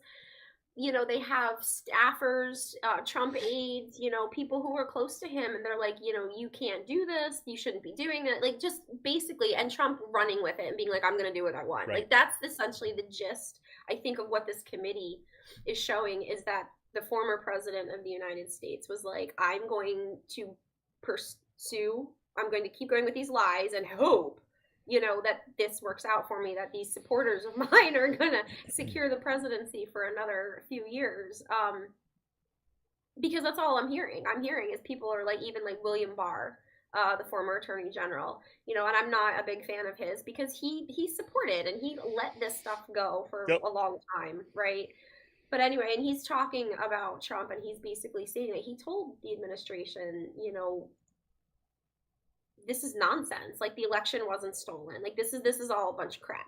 But I did take note when William Barr was talking, when he was giving his testimony, I was a little upset because he had made mention that one of the most alarming, like the most alarming thing to him out of this whole process was how that Trump and his cronies were basically stating that the Dominion voting machines were somehow, if you vote for Trump, it's going to give it to Biden, right? Like they were somehow calibrated to to rig the election, and that's what he was most upset about. This is what the attorney general, not that the president of the United States was talking about a stolen election, not about how he was not heeding at all to his staff, right? Like all he was looking for was a yes man like Rudy Giuliani to be like, oh no, we can do this. Or Eastman, who was like, no, we can do this, even though Eastman was telling other people other stuff that we can't. It was just a mess. It's such a mess. And I was really kind of like, I can't believe William Barr, the former attorney general, that's what he found most alarming out of this whole thing. Because he was saying the precedent it's going to set. I'm like, the precedent of the president, Right. saying that if I lose, it's because the system was rigged. That's not alarming. That's not like the first major issue that you have with this whole thing. And to me, that just shows you the disconnect of a lot of people in government, Democrat and Republican, but then also too mainly with the GOP. Yeah, 100%. That was my takeaways, at least from day 1 to day 3 so far. Well, let me ask you this. I'm curious what your thoughts are on this because I've been going kind of back and forth on this, and I trying to, like, well, here, let me ask first. What? On the one hand, right? I think it's really powerful that you're having all these Republican operatives that are testifying, right, for this, because it makes it very difficult to just say that this is just a kangaroo court or something like this, right? That you're actually, Mhm. these were the people in positions of decisions who are telling this story on the record under oath, right? Where about what happened. And so if it was just one of them doing it, be one thing, but just the kind of the sheer consistency of the story of all these folks coming forward and telling that is impressive. However, once we got to the Mike Pence day, as you're saying, Mhm. right? Is it like Mike Pence gets kind of triumphed as this hero, right? And what do you think? Like on balance, like on the one hand, they're telling this compelling story about what's going on here, but there also seems to be like a project to kind of save the Republican Party, right? Yeah. Or let me say it not as direct as that, because let's just say it's not a without saying that it's a project, to say like there does seem to be one of the consequences of this could be like people are going to walk away from, oh, see, the Republicans aren't that bad. It was just this guy. It was just bad man. How do you think these hearings will benefit the Republican Party in terms of being able to sidestep the blame for decades that have put us on this trajectory? I mean, I'm curious. I don't think anything's going to change. I think they're going to go around it no matter what happens. I think probably they're going to be like, oh, it was all Trump's fault, right? Like I could see the entire party at some point, maybe, or at least a portion of the party, like they've already disavowed him. So here's the thing, though, Kevin, because like you have two GOPs. Like people, like I understand, like the GOP has really gone down this like extremist Right. path, right? But then within that, you also have other people who, like I said, who I feel like are a little like just disconnected with the seriousness of this issue, right? You have a judge who was speaking on of day 3. I think his name is Michael Ludig. I'm probably Ludigig. Is that how it Ludig. is? He Yeah. Ludig. Anyway, I mean, and you have somebody like him, and he's very serious about when he's talking about these matters, but then he also defines them as in terms of like constitutional mischief. Right. The constitutional mischief. Somebody just tried to, the former president of the United States and his administration, or at least a portion of his administration, were hoping and actively trying to overturn an electoral count process by Congress, and this is constitutional mischief. So I feel like you Right. have such this large proportion of these people who are in decision making power spots, right? And they're not. I just feel like the seriousness is being missed.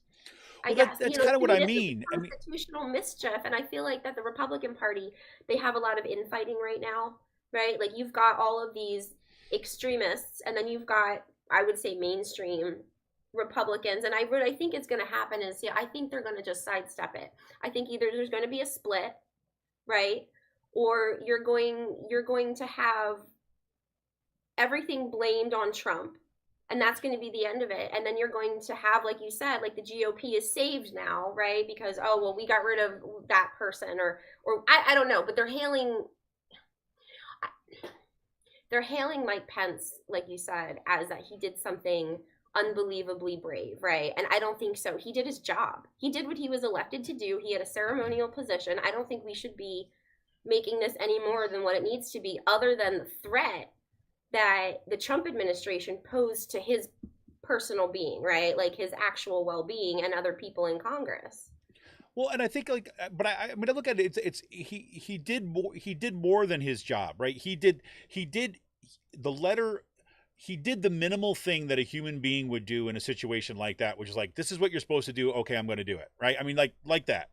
However, in the 4 years before that, he's instrumental in bolstering up everything that led to that point.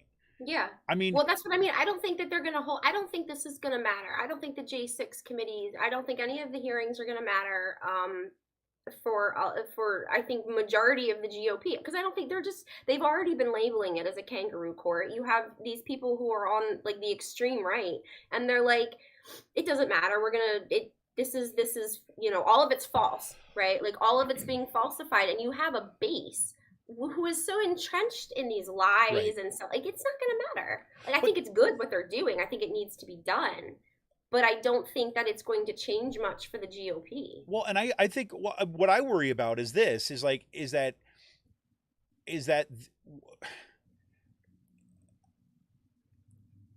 what should happen in my view at this point, right? Is like the Republican Party should be tied to all this stuff that is going on. That it shouldn't just be Trump bad man. It should be this is what led to Trump bad man.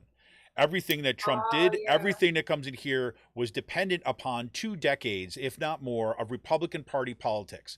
The Republicans are the one, when John McCain chose Sarah Palin, right, as a running mate, and she was a freaking nut job who was tapped Mhm. into all these conspiracy theories. That wasn't the extremists in the party. That was John McCain, the guy who's championed as, the guy, the moderate, the maverick guy, choosing the ultra right wing at that point, right, to bring that base in. It has been the Yeah. party that has been using kind of racist whistleblowing for like decades as a way to accomplish its ends. It's the way that it has kind of toyed around with the fascist ends of its politics in order to kind of achieve kind of electoral victory for the quote unquote mainstream Republicans. And so my biggest concern about these hearings is that it's going to let those people off the hook, that we never get, like, because what should happen is like the Republican Party should be allowed to implode in my mind, right? I mean, it should be allowed to implode and have to reorder. They shouldn't be rewarded by having few people saying, look at those courageous Republicans who stood up for American democracy. That's basically doing what Nancy Pelosi said. We need a strong Republican Party. Right. And I'm like, look, the only one who doesn't think there's a strong Republican Party, Nancy, is you. They are the ones who are dominating politics right now. I don't know what you mean by they're not a strong Republican Party. They are a strong Republican Party. They're just not the people that you want to have coffee with. Right. That's all she's talking about. So the thing is, like, look, if in the past, look, in American history, parties have divisions. Right? And especially in a two-party system, they have divisions, they have schisms, and they split. Oh my God, Kevin, we should do a whole segment on how the Republican Party actually formed.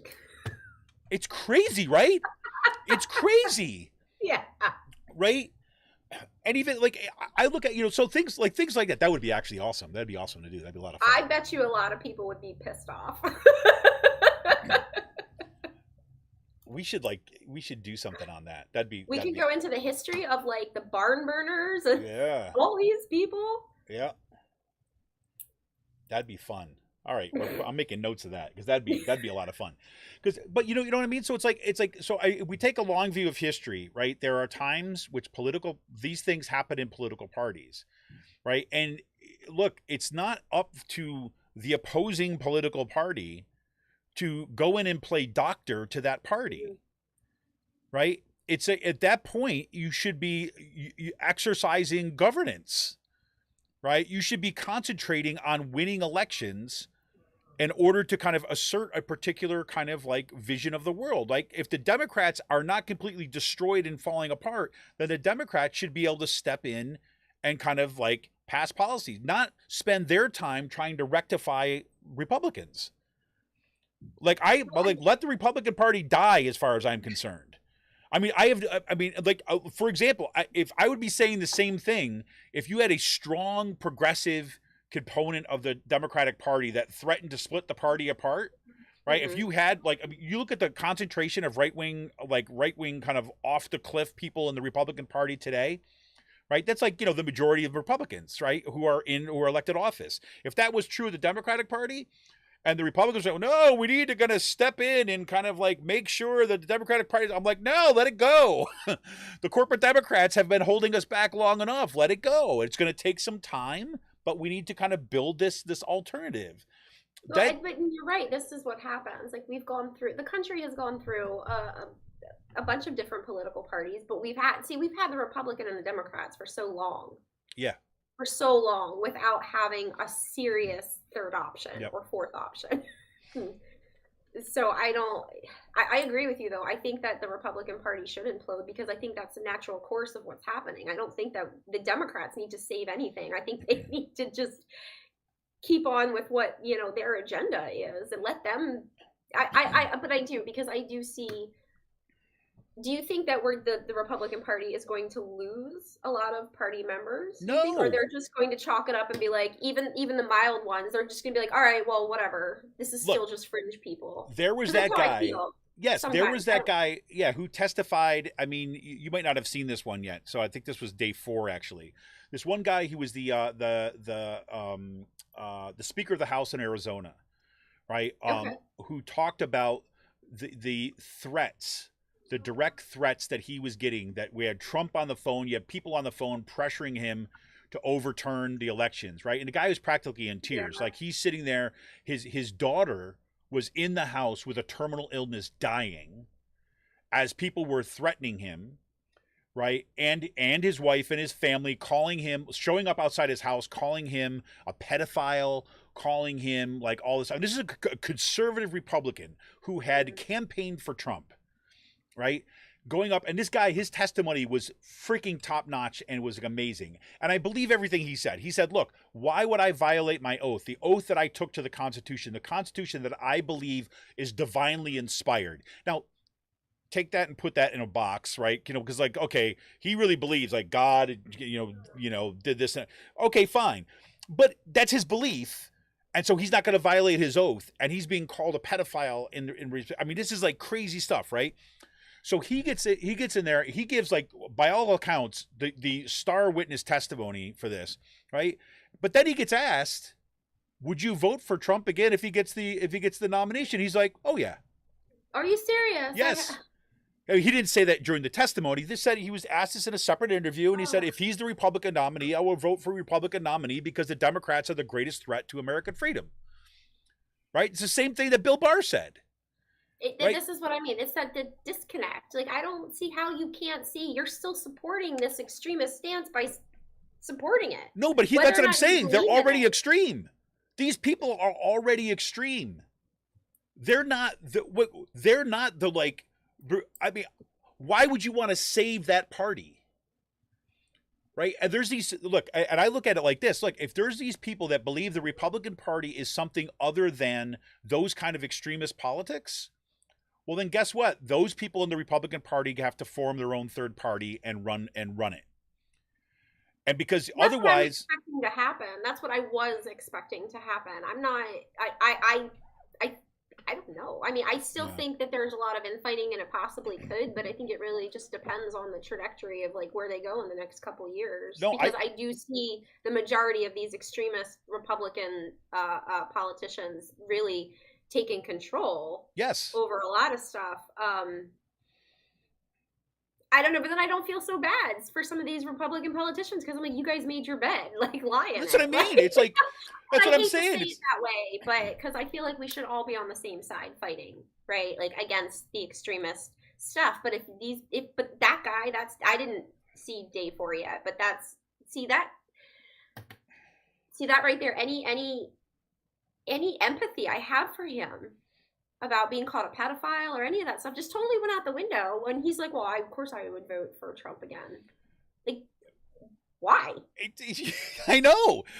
Exactly. And Bill Barr gets up there and says that this is full of bullshit and all this kind of stuff. And then he's asked like a couple of days later, would you vote for, oh, of course, he was the Republican nominee. I'd vote for Trump. I mean, so you cannot save that. Right? I don't know why they think Democrats are so like the devil all the time, because I don't understand I get the polarization on some issues, but for like your everyday stuff, I don't understand a lot of this. That like I don't think that all Republicans have horns and are like, actively trying to subvert democracy. I don't know why people think all Democrats are. Well, it's so strange. But that's because I really do think this is the 30-year project of the extremists taking over the Republican Party. That ideology has infected the party as a whole at this point.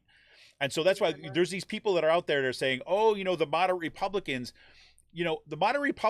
like even like, okay, the Brian Fitzpatrick right here, right? Bucks County, the moderate Republican. Right? But that's my point, right? he's the not one moderate. exactly, but he's the one that gets held up. Yeah. By comparison, right? That guy is a moderate compared to that guy I just talked about, right? But he's no moderate, right? I mean, he kisses up to or is on the extremist end of kind of American politics as it is. So it's like, so why would I think with the Republican plans, all these like the Lincoln Project, the kind of like the no Trumper Republicans and all that kind of stuff, you can start seeing this getting pressured on cable news now. Is that when they're having what they wanted to do is they wanted the centrist and the conservatives and the Democratic Party to do that work for them. And by and large, that's what they've done. And so, like Chris Hayes, for example, this is I was listening to the podcast, I wasn't watching it, and I can't remember the woman's name he had on, but it was one of these Never Trumpers, and he started pushing back on her and the Republican Party, and she started getting mad at him, right? Because now it's time for Democrats to stand behind those Republicans and not run candidates against them for those ones who stood up to Trump. Why? Because they wouldn't do the same, but they would not do the same in the reverse situation. But Raffensperger, whatever's down in Georgia, stood up to Trump. So therefore, we should celebrate him because he's a defender of democracy. Democrats should not run a candidate against him because we need to stand behind people who are defenders of American democracy. That's the line that they're taking. Every elected official is supposed to be a defender of our democracy. Every elected official. Right. Regardless of party. Right. But they're playing some weird team sports thing. They're not playing whatever. So it's like, here you go. That's one. Anyways, whatever. So, I mean, I don't know. I'm really curious about where this lands because like, I find like, you have these Democrats, these high profile Democrats, some of them who are on that commission who are going to get these interviews. And part of it's just the way that the hearings have to be structured by interviewing so many Republicans. And it has to be that way. But then the other part of it is so they're referring to those Republicans, but then they're using the monikers of like courageous Americans, patriotic Americans, right? Stood up for what is right. And people hear those words. Yeah. Right. And they're being asked because I think part of it's our celebrity culture too. We're being asked to kind of like imbue our own desires into these people as minor celebrities. Right. And it's just a weird kind of situation that I'm concerned about that's going to have a negative impact because it's going to basically, I think, convince some of those moderate Republicans to just go along and continue to vote Republican and not think about what their party has become. Do you think it's going to result in any type of indictments or anything, any type of penalties? I actually whatsoever? do. For anybody? I actually do. I think that other than the people that were in the Capitol building, like the civilians. Like I'm no, talking I do. Like actual like penalties of politicians. Yeah, that guy. Which is I'm spacing his name. Jeff, the lawyer that Trump wanted to put ahead of the Justice Department. I don't know his name. Hold on, let me look him up. There's so many people. Yeah, Jeffrey Clark. He had the FBI raided his home yesterday. Right? And he's the guy who pled, they said this in the hearing yesterday, who pled the fifth, something like 140 times or something like that during the hearings. So he had his house raided and things like that. So I think people like Jeffrey Clark, there's some other names that are starting to come up that are, Tom Wolfe just called for Scott Perry's resignation. Saying, good. Yep. He said, basically came out, put it on Twitter. We'll see how it's going to make the news. Basically saying, given the revelations that have come out during the January 6th hearings yesterday about judicial appointments and his role in all that he should resign. So I think there's going to be some consequences. Whether they ever get to Trump or not, we'll see. My guess is that it doesn't get to Trump, but they're going to get him on like something stupid like tax evasion. Like look, New York State's going to get him on something. Look, at this point, if they lock that guy up for the rest of his life, I'd be happy. So, yeah. But crazy. So, yeah. So, January 6th, student loan stuff. You think they're a waste of time then? Like the no, hearing? I do not. No. I think that, look, because I do think that they're doing an exceptional job of laying out what happened how it happened, who did what, Mm-hmm. and the point that it makes it extraordinarily difficult to insert like alternate narrative within that. And I do think, at the very least, the work that they're doing for the historical record and any kind of saneness that we might have in our future about being able to look at what happens in terms of the, how a coup happens, right? Mm-hmm. How this is doing that. And that is, I think, absolutely critical. Now, I would go a step further to say kind of what the question you were just asking. I do think there should be people to pay the price, right? But I think the bigger impact of what this is going to do is make it extraordinarily hard for people to wiggle out of this. And the fact that, you have people who have been outright denying any, like, for example, Scott Perry was begging for a pardon, right? And he denied having to say this, thought it was ludicrous, say that this is a travesty and all this, but they've got the receipts. They've got the receipts of him asking for it.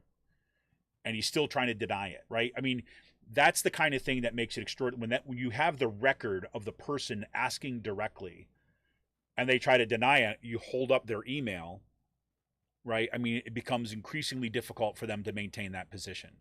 Fake news. Yeah. So, I mean, that's the kind of thing that I think that will have a lasting impact.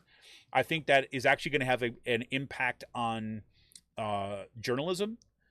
I think a lot of journalists were really emboldened by what they were finding, and the fact I don't think that the January 6th Commission would have been as deeply cutting had it not been for journalists who were doing the work that the government should have been doing for a long time. But then I also, on the flip side of it, I think there's going to be a group of journalists, at least, that are going to look at this and being like, that's what we need to be investigating. And it's showing you how the degree to which you need to be able to get to the truth. It's not just about asking this person one thing and asking the other person for their take on it. No, you've got to actually get the receipts to this. So in my best hope, that's a rebirth of kind of like a really kind of cutting, nitty gritty investigative journalism. That would be great. What's more likely is that you're going to have a bolstering, I think, of that kind of critical skepticism within some of the media corps. Not everybody, but I do think that'll help, right? So, and for someone like you too as well, who knows history, likes history, thinks the importance of history, these things matter, for the long term. I don't know how much it's going to help us in the short term, however. So. Yes, that's the downside of history. It's generally takes a while for you to see changes and things like that. So no, exactly. So so before we talk Wheel of Time, let's talk a little bit about a favorite kind of like troll in the backyard, Kim Badillion. So I didn't even see this week. I've been like I said, I've been just barely kind of holding together my life. But you brought this up. She had a little email apparently this week. She did. I guess she emailed. So I'm part of like a bunch of different Facebook groups and stuff like that. And one of them is involved with Penridge, and somebody had legally obtained a copy of her. They called it a manifesto, and I guess you could call it that. But it was legally obtained by a right to know request, and it basically stated, it was a letter addressed, I think it was the Percy Borough, about celebrating Pride for the month of June, and how upset she was about it, and how that she feels that it allows inappropriate sexual content, topics about sexuality and gender, that she feels aren't appropriate, I guess, for Percy Borough. So her thing is against the whole Pride celebration, right? She included pictures. She called out different organizations like the Rainbow Room, which does amazing work down in Doylestown for the LGBTQ plus community. And she's really harping on this. Now I don't live in Percy, right? But I have not really heard that there's been problems with this before, that people seem to enjoy it, right? Because she also had put in there too that there was a children's tent that had books in it, and there was books, that promoted same-sex marriages and relationships. One of them she specifically put out there was Worm Loves Worm, which I thought was just adorable. Yes.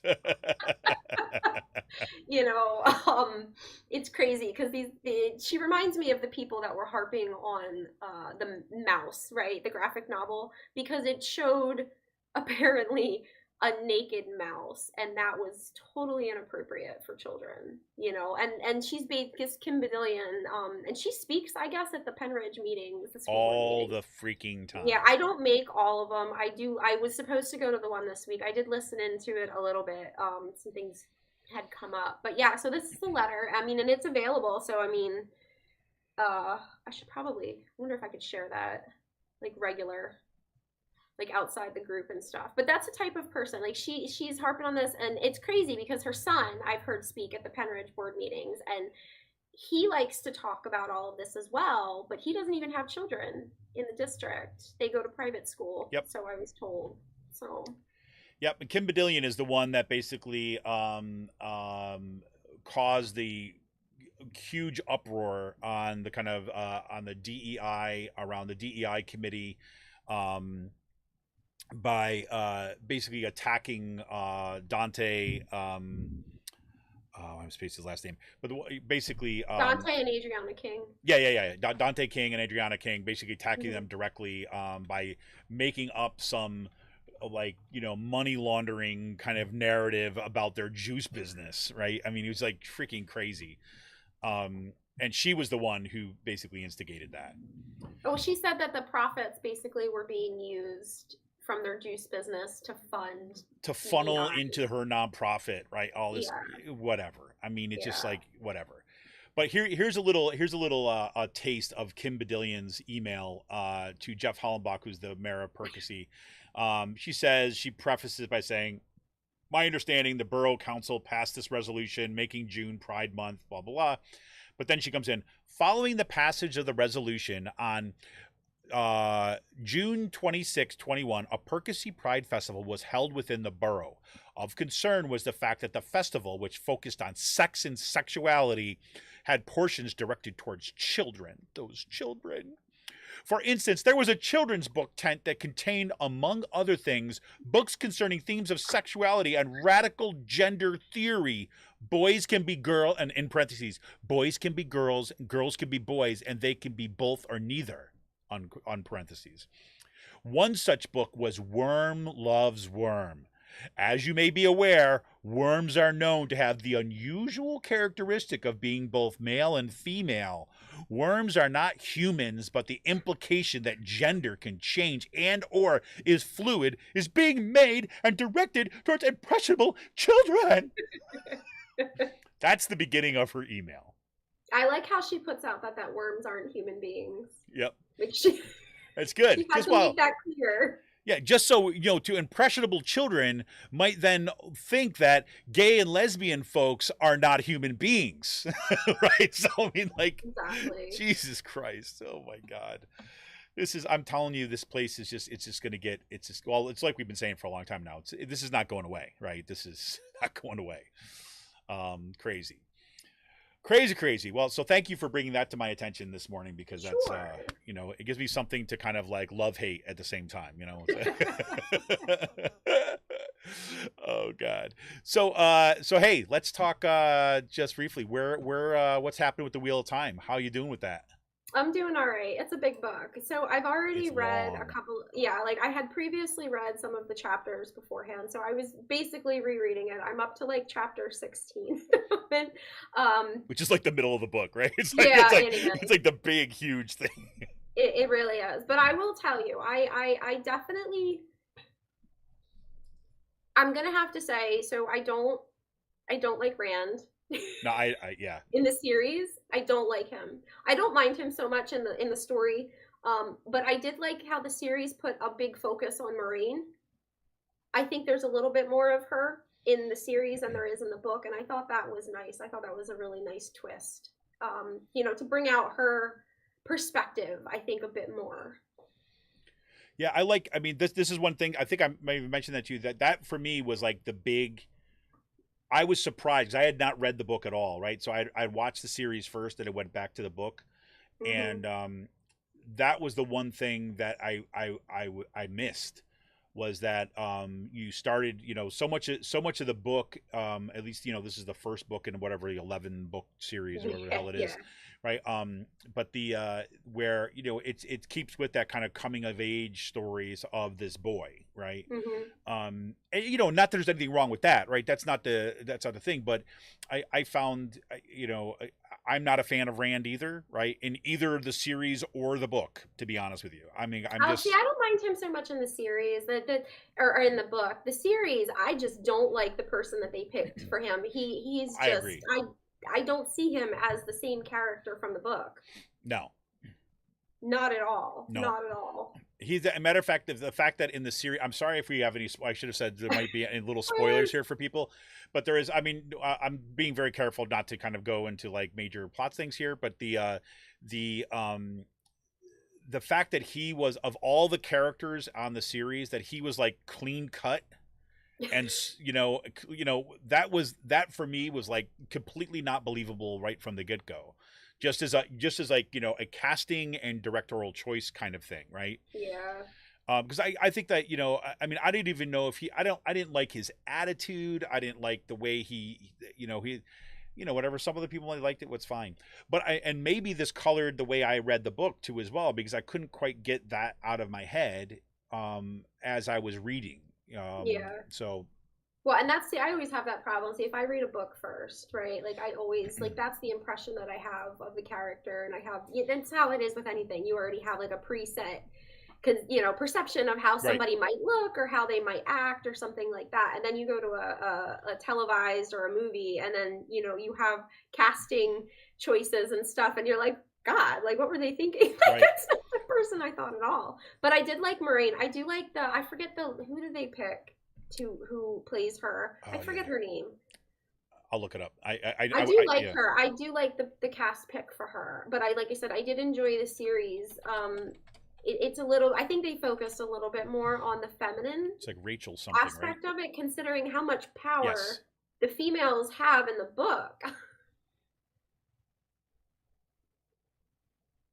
I'm looking at series cast. Here we go. Rachel. It's Yeah. Rachel something, isn't it? Is it Rachel? Oh no, Rosamund Pike. Rosamund Pike Oh is her yeah. name. Her. Yeah, she's a lot younger too than I actually thought she was. But anyway, yeah, I do like her as her pick of as the casting pick for her. So I did enjoy that. Yeah, But just like I said, the series is good. The series is rushed. That's all. But yeah, it's yeah. This is a big book. I mean, you could probably huge. do a couple of seasons in one in one story. I'm excited to see the next series, but I do want to finish up the book though before the next season comes out. Yeah, I think that, I agree what you say with Moraine, is that she was it's funny. It's like I had this other layer, like one yes, I agree with you with that, having her as the kind of where the series begins is with her and not Hmm. with Rand, I thought Hmm. was, for all the reasons you just said. I 100% echo that. And I thought it actually told a more compelling story that way too as well, because like she's the one with the history, with the background, with, can see the bigger picture, right? And that's built Yeah, into what her purpose, like her character's quest in many ways is in the, both in the book and the series. So yeah, that I really liked. And the other thing that I thought was interesting about her as a choice is because um it took me a while to warm up to her character in on the series, right?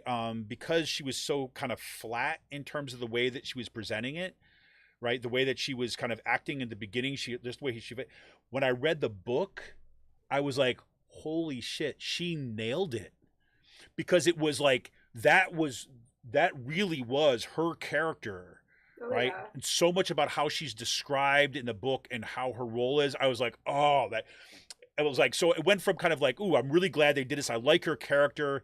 I wasn't quite as like there with her kind of early on in the series. And then when I read the book, I was like, holy shit. It was like, she does an amazing job of capturing her character. So Yeah. I mean, and she's not very likable, I think, in the book, in the beginning. Like, she is very, like, she's very in control of the situation. Like, she's got, and she doesn't tell them everything, right? Like, so she doesn't tell, I don't want to Right. say kids, but she doesn't tell them all of what's happening. And she does come off, I think, as cold, a little cold, right? And you discover later on that she's not, but Right. And she also is also kind of like, I also think she comes from, she is she, she's, she comes from a more of an upper class background, I think, too, as well, in terms of how she yeah, gets in there.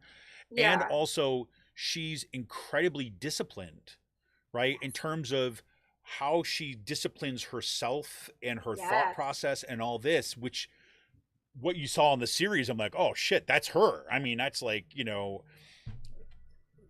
so, oh god, so okay, no, there. Sorry, get like these phones ringing and things like this next to me. But that was really good. The character that I tell you I wanted to love, and I think I think Robert Jordan, the author of it, was his not knowing how to write her was Nine Knave. I don't know how to Yeah. say it, is like I didn't like in this series how like antagonistic she was toward like I immediately. found that, yeah, I found that to be something, I was like, that doesn't seem like her character at all. Yeah.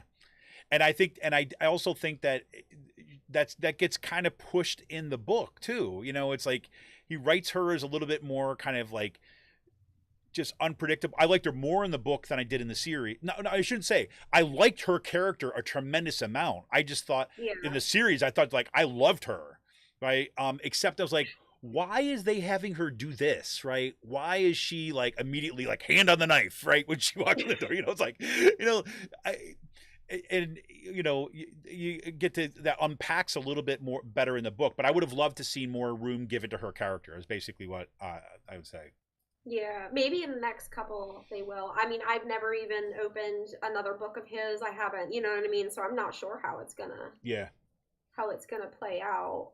Yeah. I am kind of curious to see how the ending of the book goes, though, considering I have seen the whole series, so I'm kind of, I don't know. Like I said, I'm really hoping they do something with his character in the series because like Rand is just like he really is killing it for me. Like I like everybody else for the most part. I'm not going to give you a read one way or the other on that because I want to hear what your take is on it. Yeah. I can't wait to have that discussion because, um, yeah, it'll just be kind of interesting to see how like, um, that kind of those points of comparison to what they did in the series to because very much in the series we well no I don't want to do any spoilers. I don't want to say anything to anybody who wants to watch the show, Yeah. Well, because I will though. So the opening, right, of the book and then the opening of the series, I do think that they gypped the character though, Rand, on because in the book they do now you said your copy's a little different than mine, but they have see in mine they immediately start out with Rand and his father and them like he's instantly confronted with like the darkness, right? So to say, like dark figure and yeah stuff like that. And I really think that they did a disservice in the series by not opening with that. I yeah think they could have given at least 5 minutes of their time to something like that because I really do think that like because in the series I was watching it and I was like kind of confused at first because like I said I didn't realize what I was watching was this book that I had started reading because there were differences and stuff like that. And then it didn't occur to me until about halfway through the first episode, you know what I mean? But I did like the fact of how they introduced Rand and his family. But I will tell you though, the author gives it away in the very beginning because I don't know if I should say too much, but he talks about like you can tell who's going to be the one, right? yes Like I think exactly he immediately gives that away. Like there yep is no doubt in my mind first chapter, second chapter aside of like, yep who the main character is going to be. yeah the series much better about that, much Yeah, better they do about leave that. you like questioning a little bit. And then in the book, it's like divulged like immediately. Yep. And I think the way that you learn it in the series, right, is awesome. Right? It's like number one, I'll say this, it's my favorite It's fight scene different. of almost any freaking like fantasy thing that I've ever seen in my life. right? I think that I actually watched the behind the scenes about that, about the opening scene. I think it's like episode 7 or something like this, about how they did camera work and everything from this, because I was like so taken back by like just the choreography of the scene. And it was like I shouldn't even probably said as much as I did already, but it's like, I mean, I found it like amazing and painful and horrifying and like emotional all at once. I mean, it was incredible. So Yeah. Yeah, I wasn't feeling any of that. But that's, like I said, that's because I already knew who it was, right? yeah, Like when yeah, the yeah, yeah. series started, I already knew who it was going to be. And I was like, well, why aren't they like what's with all the guessing game? But it did make it interesting and it did add like a whole different perspective and I think it allowed you into some of the other characters maybe a little bit. Maybe a little bit better 100%. than in the book series or Oh, in the totally. No, I think that it's that, let me go back. I'm horrible with names, but Oh, I am too. Egwene, right? Yeah. I think her character was robbed in the book compared to what we see in the series, because of what She's exactly. such a strong force in the TV series. Totally. And she Yeah. was she was a great actor. I mean, her character was great. She was awesome. And like, I'm looking for, she was like another one. I was like, I wonder if she's in other stuff, because she was just an amazing actor. All these actors too as well. I think that we're just, with the exception of Rand. I feel so bad saying that, but I was disappointed because I instantly didn't like him. And yeah. I didn't feel that way in the book, right? Like, and I'll tell you, like, I don't think that there's a particular character so far that I don't really like in the book. But I do, like, in the series, I just can't get over that. I was like, no, like, I don't like it. He's too angry. He's too irritable. I wasn't feeling it. Yeah, yeah. And I have to, the other person I love I rewatched the series. When I finished the book, I rewatched the series. Yes, I Do you did. sleep?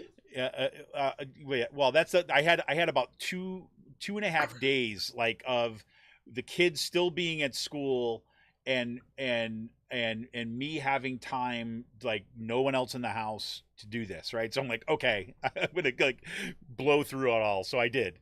And so I rewatched it, and Matt's character, Yeah. I love. Yeah. I love his character. I liked his character. Yeah. And the actor who plays him in, I have the second time seeing it, I didn't really cue in on this as much the first time I watched it, but I think reading the book and having some of the background here, I like what they did with him. I think even more in the series, but that actor I thought was tremendous. I mean, the way that they played the role and the way that they set up that character within the series, it was different than the book, but Yeah. in a bunch of different ways. But I thought he was great. And I did like the storyline that they put on him in the series. I thought it was really like super, say, believable and compelling as in terms of his kind of backstory. I think so too. I think it definitely was. I trying to think. I like how they did. So I really enjoy in the TV series how they really made it a point though that the power, right? Like this power that like Maureen has and some females have, how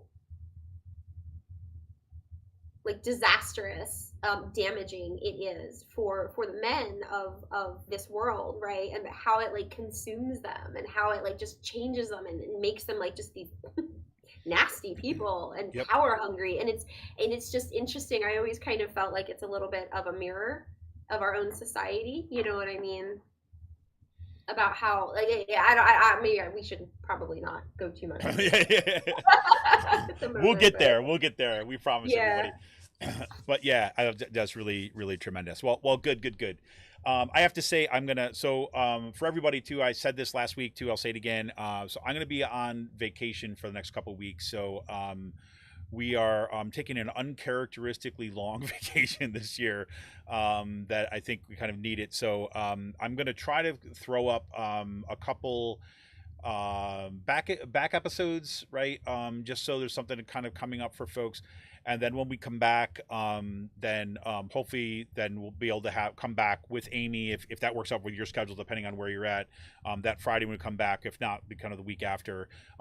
For those of you who know, Amy and I we've been talking and trying to do this on a more regular basis, where she'll come in kind of twice a month, which would be freaking awesome. And hopefully I'll start getting my schedule straightened out too as well, so it's not going to be so chaotic as it's been. I've got a bunch of people, actually I've started getting emails from folks that want to come on the show for the interview thing, and really my holdup at this point is just finding the time to do this. And I think that what's going to happen, just FYI for everybody out there who's still hanging on, I may end up doing some daytime interviews, right? So basically I'll be posting the full interview, and they'll still be live, right? But it's not going to be at a consistent time. So they'll be the final versions of the podcast will be posted on a consistent day of the week and that kind of stuff. And then where possible, usually on our Patreon site is what I'll do is I'll put out a link, and it'll be on the public Patreon, right? So that people want to follow us there too as well. I'll post a link if people want to watch it live, and then when it goes live, I'll tweet it out too as well. So if people do want to join live, but I recognize that's going to make it a little bit tricky for folks to join on a consistent basis. But I think it's important that again, I've had enough people contact me looking to come on the show, folks that I want to have on the show that I need to find some way of doing it. Just know it'll be a little bit more uneven throughout the summer months, but I want to make it happen to make sure that those things get out. Ideally, if I can, I'm going to try to keep the Wednesday evening time in mind, to kind of do, instead of a Monday one, to do a Wednesday one. There's that. Also, I just found out unexpectedly, I thought that my daughter's soccer went longer than it does, but it may be the case that if I'm reading the schedule right, that when I get back from vacation, that my Mondays are going to open up again. If that's the case, that solves a bunch of problems. Then I'll just go back to Monday nights, and that's a easy go. So I'll let Monday nights are good. Yeah, I think it's a good. I mean, the one thing that's bad for me is that it conflicts with the school board meetings, which is that's one thing, but it works best for my schedule around here too as well. So I'm hoping that I can keep that going. But I'll just want to let everybody know that. So look for that. You could always set up at a school board meeting.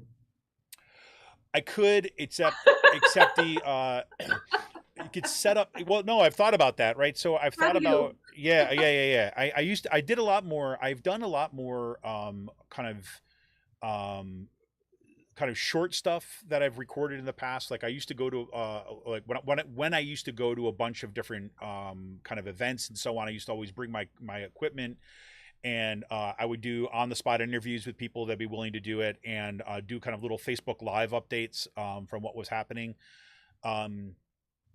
And frankly, it's just the only reason I'm not doing that as much now is just life happens, right? I mean, it just my kids' schedules change dramatically as they get older, which made it a lot more difficult to do certain things. So it is what it is. But yeah, I mean, that's one of those things that I'd love to be able to go and talk to people, and talk to people going into the meeting, talk to people coming out of the meeting, to actually recording some of the meeting. Although we can just record the video that they do. So. Anyways, I'm no shortage of ideas. I'm limited on labor. That's that's the problem, right? That's always the perennial problem with this work. For there. One other thing I was going to say, so away, look for those things. I forgot. So, I know the one thing. So I'm going to be on the way. So I am going to start 2 new books, right? So I have to say this too as well. I mentioned to you the Bone Shard, wait, what is it called? The Bone Shard Emperor's Daughter. The Bone Shard's Daughter. The Bone Shard Daughter, right? I'm reading the second book in that series called A Bone Shard Emperor. Yep. So I would highly recommend this to folks who are looking for some. It's another long book, just so you know. But it moves, my personal opinion, it moves a lot more quickly. than the Wheel of Time does. Just in terms, it's a stylistic thing, and it also has to do with Boneshard's Daughter is also a long book, but also the printing of it, right? It's like it's not as many words on a page as as the Wheel of Time.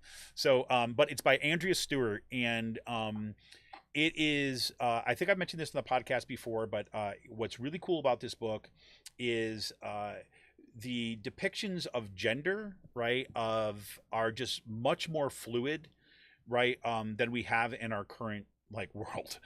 Right, so that you have relationships between like two women, two men, or partnerships that are kind of not say strictly kind of marriage or but still committed, right? So all this other kinds of stuff, and it's not remarkable, right? That's the best part about the book, right? It's not something that's like, oh my gosh, right? It's just or drawing attention to it, like you really need to understand that these are both women, right? No, it's just there as built into the world, right? And so I think for me in this current climate where we see such attacks on LGBTQ history, to see this, to be inhabiting a world where it's not post anything, it's just the way that world works, right? It's the way that world works is that sexuality and kind of like strict kind of gender laws are just not part of the world building, right? So it's really cool book, and it's a great story, right? It's a great story that does all sorts of different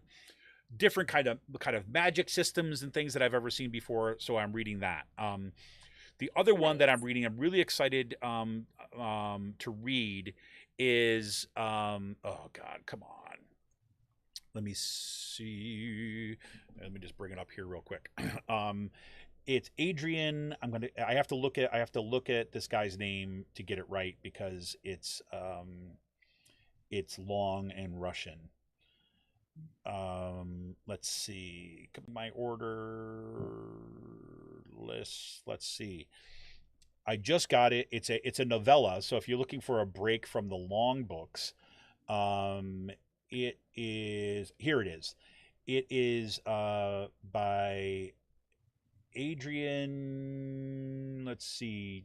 I should have gotten this. Adrian Tchaikovsky. How's that? Not hard, right? So whatever. Adrian Tchaikovsky, and it's a book called Elder Race.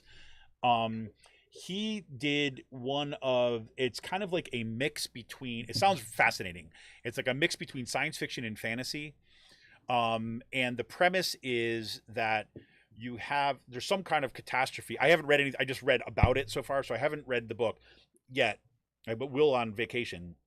That there's this planet where the planet is at risk, right? And there's this woman who's who's kind of a little bit of an outcast in her town or community or whatever like this, but someone who believes in the power of magic, right? So, and she's thinks that there's this wizard who lives up on the on this mountain, right, that can be helpful in saving the world, right? And so she's convinced of this kind of stuff, and it builds this lore of that kind of magic system and some of the belief systems on here.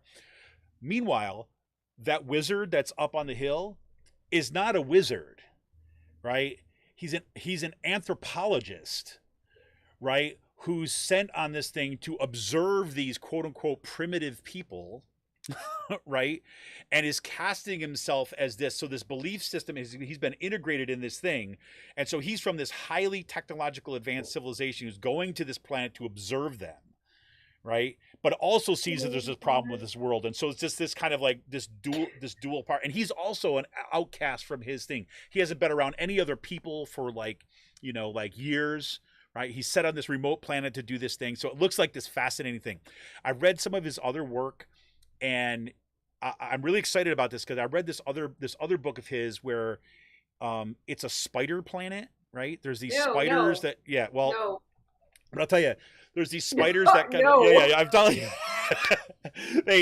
it doesn't start as a spider planet. Like these spiders start to kind of like whatever, but if you can imagine, if you have to try to kind of construct an entire like species, highly intelligent species that is nonverbal, right, that expresses itself and communicates through kind of like vibrations on webs, right, and stuff like this.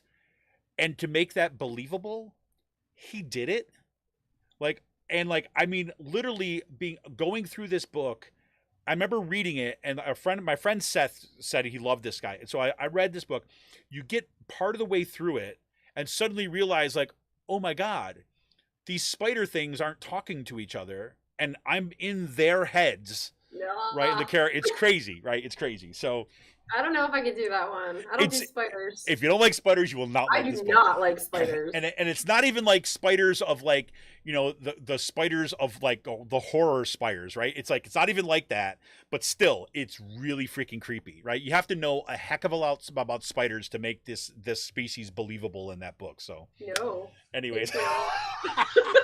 I think I'll skip that one. All right. So anyways. But anything else you got on a book list or anything like that? I forgot to ask you about this before the show, but yeah.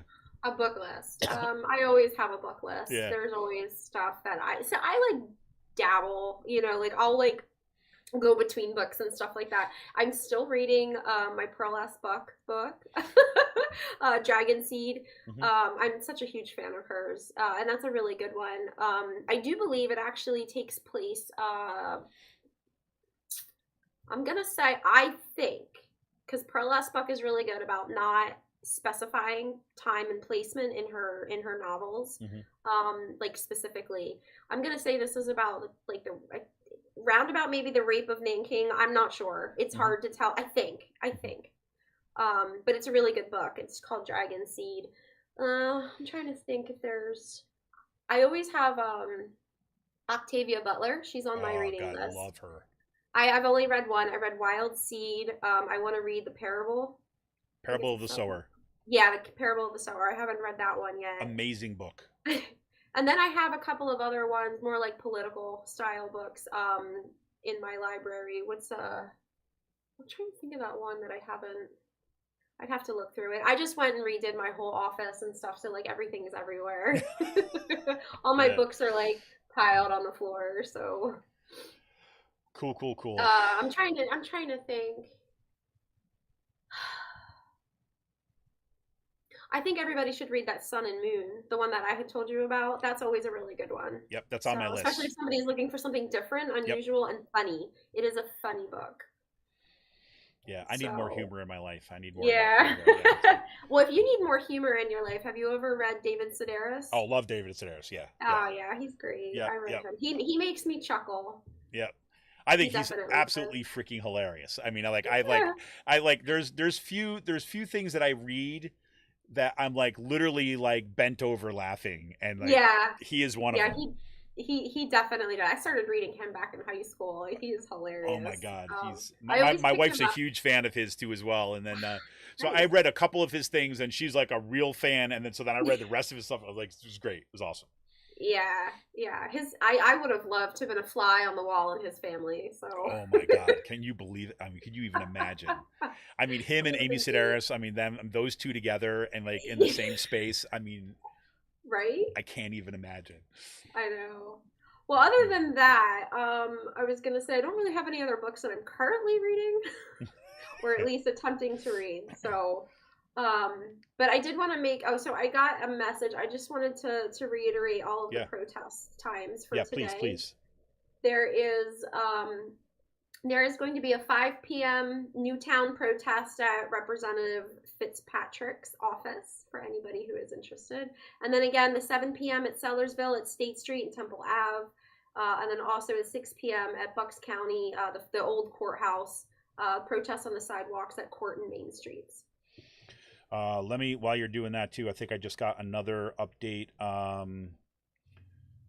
Let's see what we got here. This is, okay. So for those folks who are more in Philly, let's see, we have got, I'll just read the message. This is Z from Philly DSA. The Supreme Court has ruled to overturn Roe v. Wade, criminalizing abortion. There's even an anti-abortion constitutional amendment being considered in Pennsylvania. There may have been, I've heard of that. yeah, they may have the courts, but we have the power of the people. Can you join us today, 6:30 p.m. at City Hall to rally for bans off our bodies and abortion on demand without apologies? That is today at 6:30 at the City Hall. And who's this one? Let's see. Oh, this is just freaking people want me to sign things, and that's different than an action. So yeah, and people need to stay tuned and pay attention, because there's going to be a lot of activism going on, especially like you just brought up the constitutional amendment for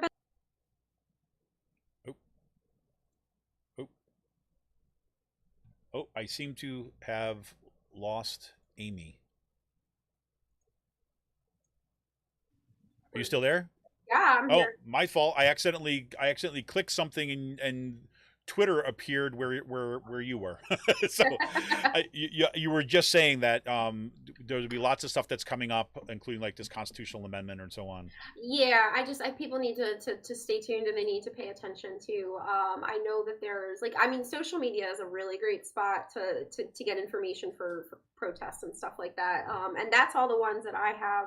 I know I'll be posting on my Twitter too, all of the protest times and the different events and stuff like that. So fantastic. Well, listen, we hope to see some of you out there at one of these locations. It'd be great. Let us know where you're going. If you have more information about other events that come up, feel free to kind of hit either one of us up. Find us on our socials, and make sure that you kind of and we'll kind of help tweet it out and kind of give some signal boost to that. So Amy, always awesome to have you as my co-pilot for these Fridays. And so I guess I won't see you for the next couple of weeks, but I'll see you online, and then look forward to seeing you back on the flip side of vacay. yeah, right. It's always a pleasure to be here, and enjoy that vacation. I'm going to do my best, and hopefully going to come back in a little bit of a better headspace that I'm in now. So There you go. in the meantime, everybody, hope to see you in the streets. Look for actions that are closest to you, and don't let the time go by this weekend without making sure that you're showing up somewhere, because we need everybody right now to put the pressure on. All right, this is Kevin Mahoney, editor and founder of Raging Chicken. Great to see you all. Remember, you can help support this show by heading over to patreon.com/rcpress. Become a patron for as little as $5 a month. This is Kevin sitting here once again with Amy Connect, and we will be back with you in a couple weeks. All right, here we go, everybody, to the streets. You gotta have it. It's a dark day, but we hold the power of the light, so let's get out there. See you, everybody. Let me try my people call.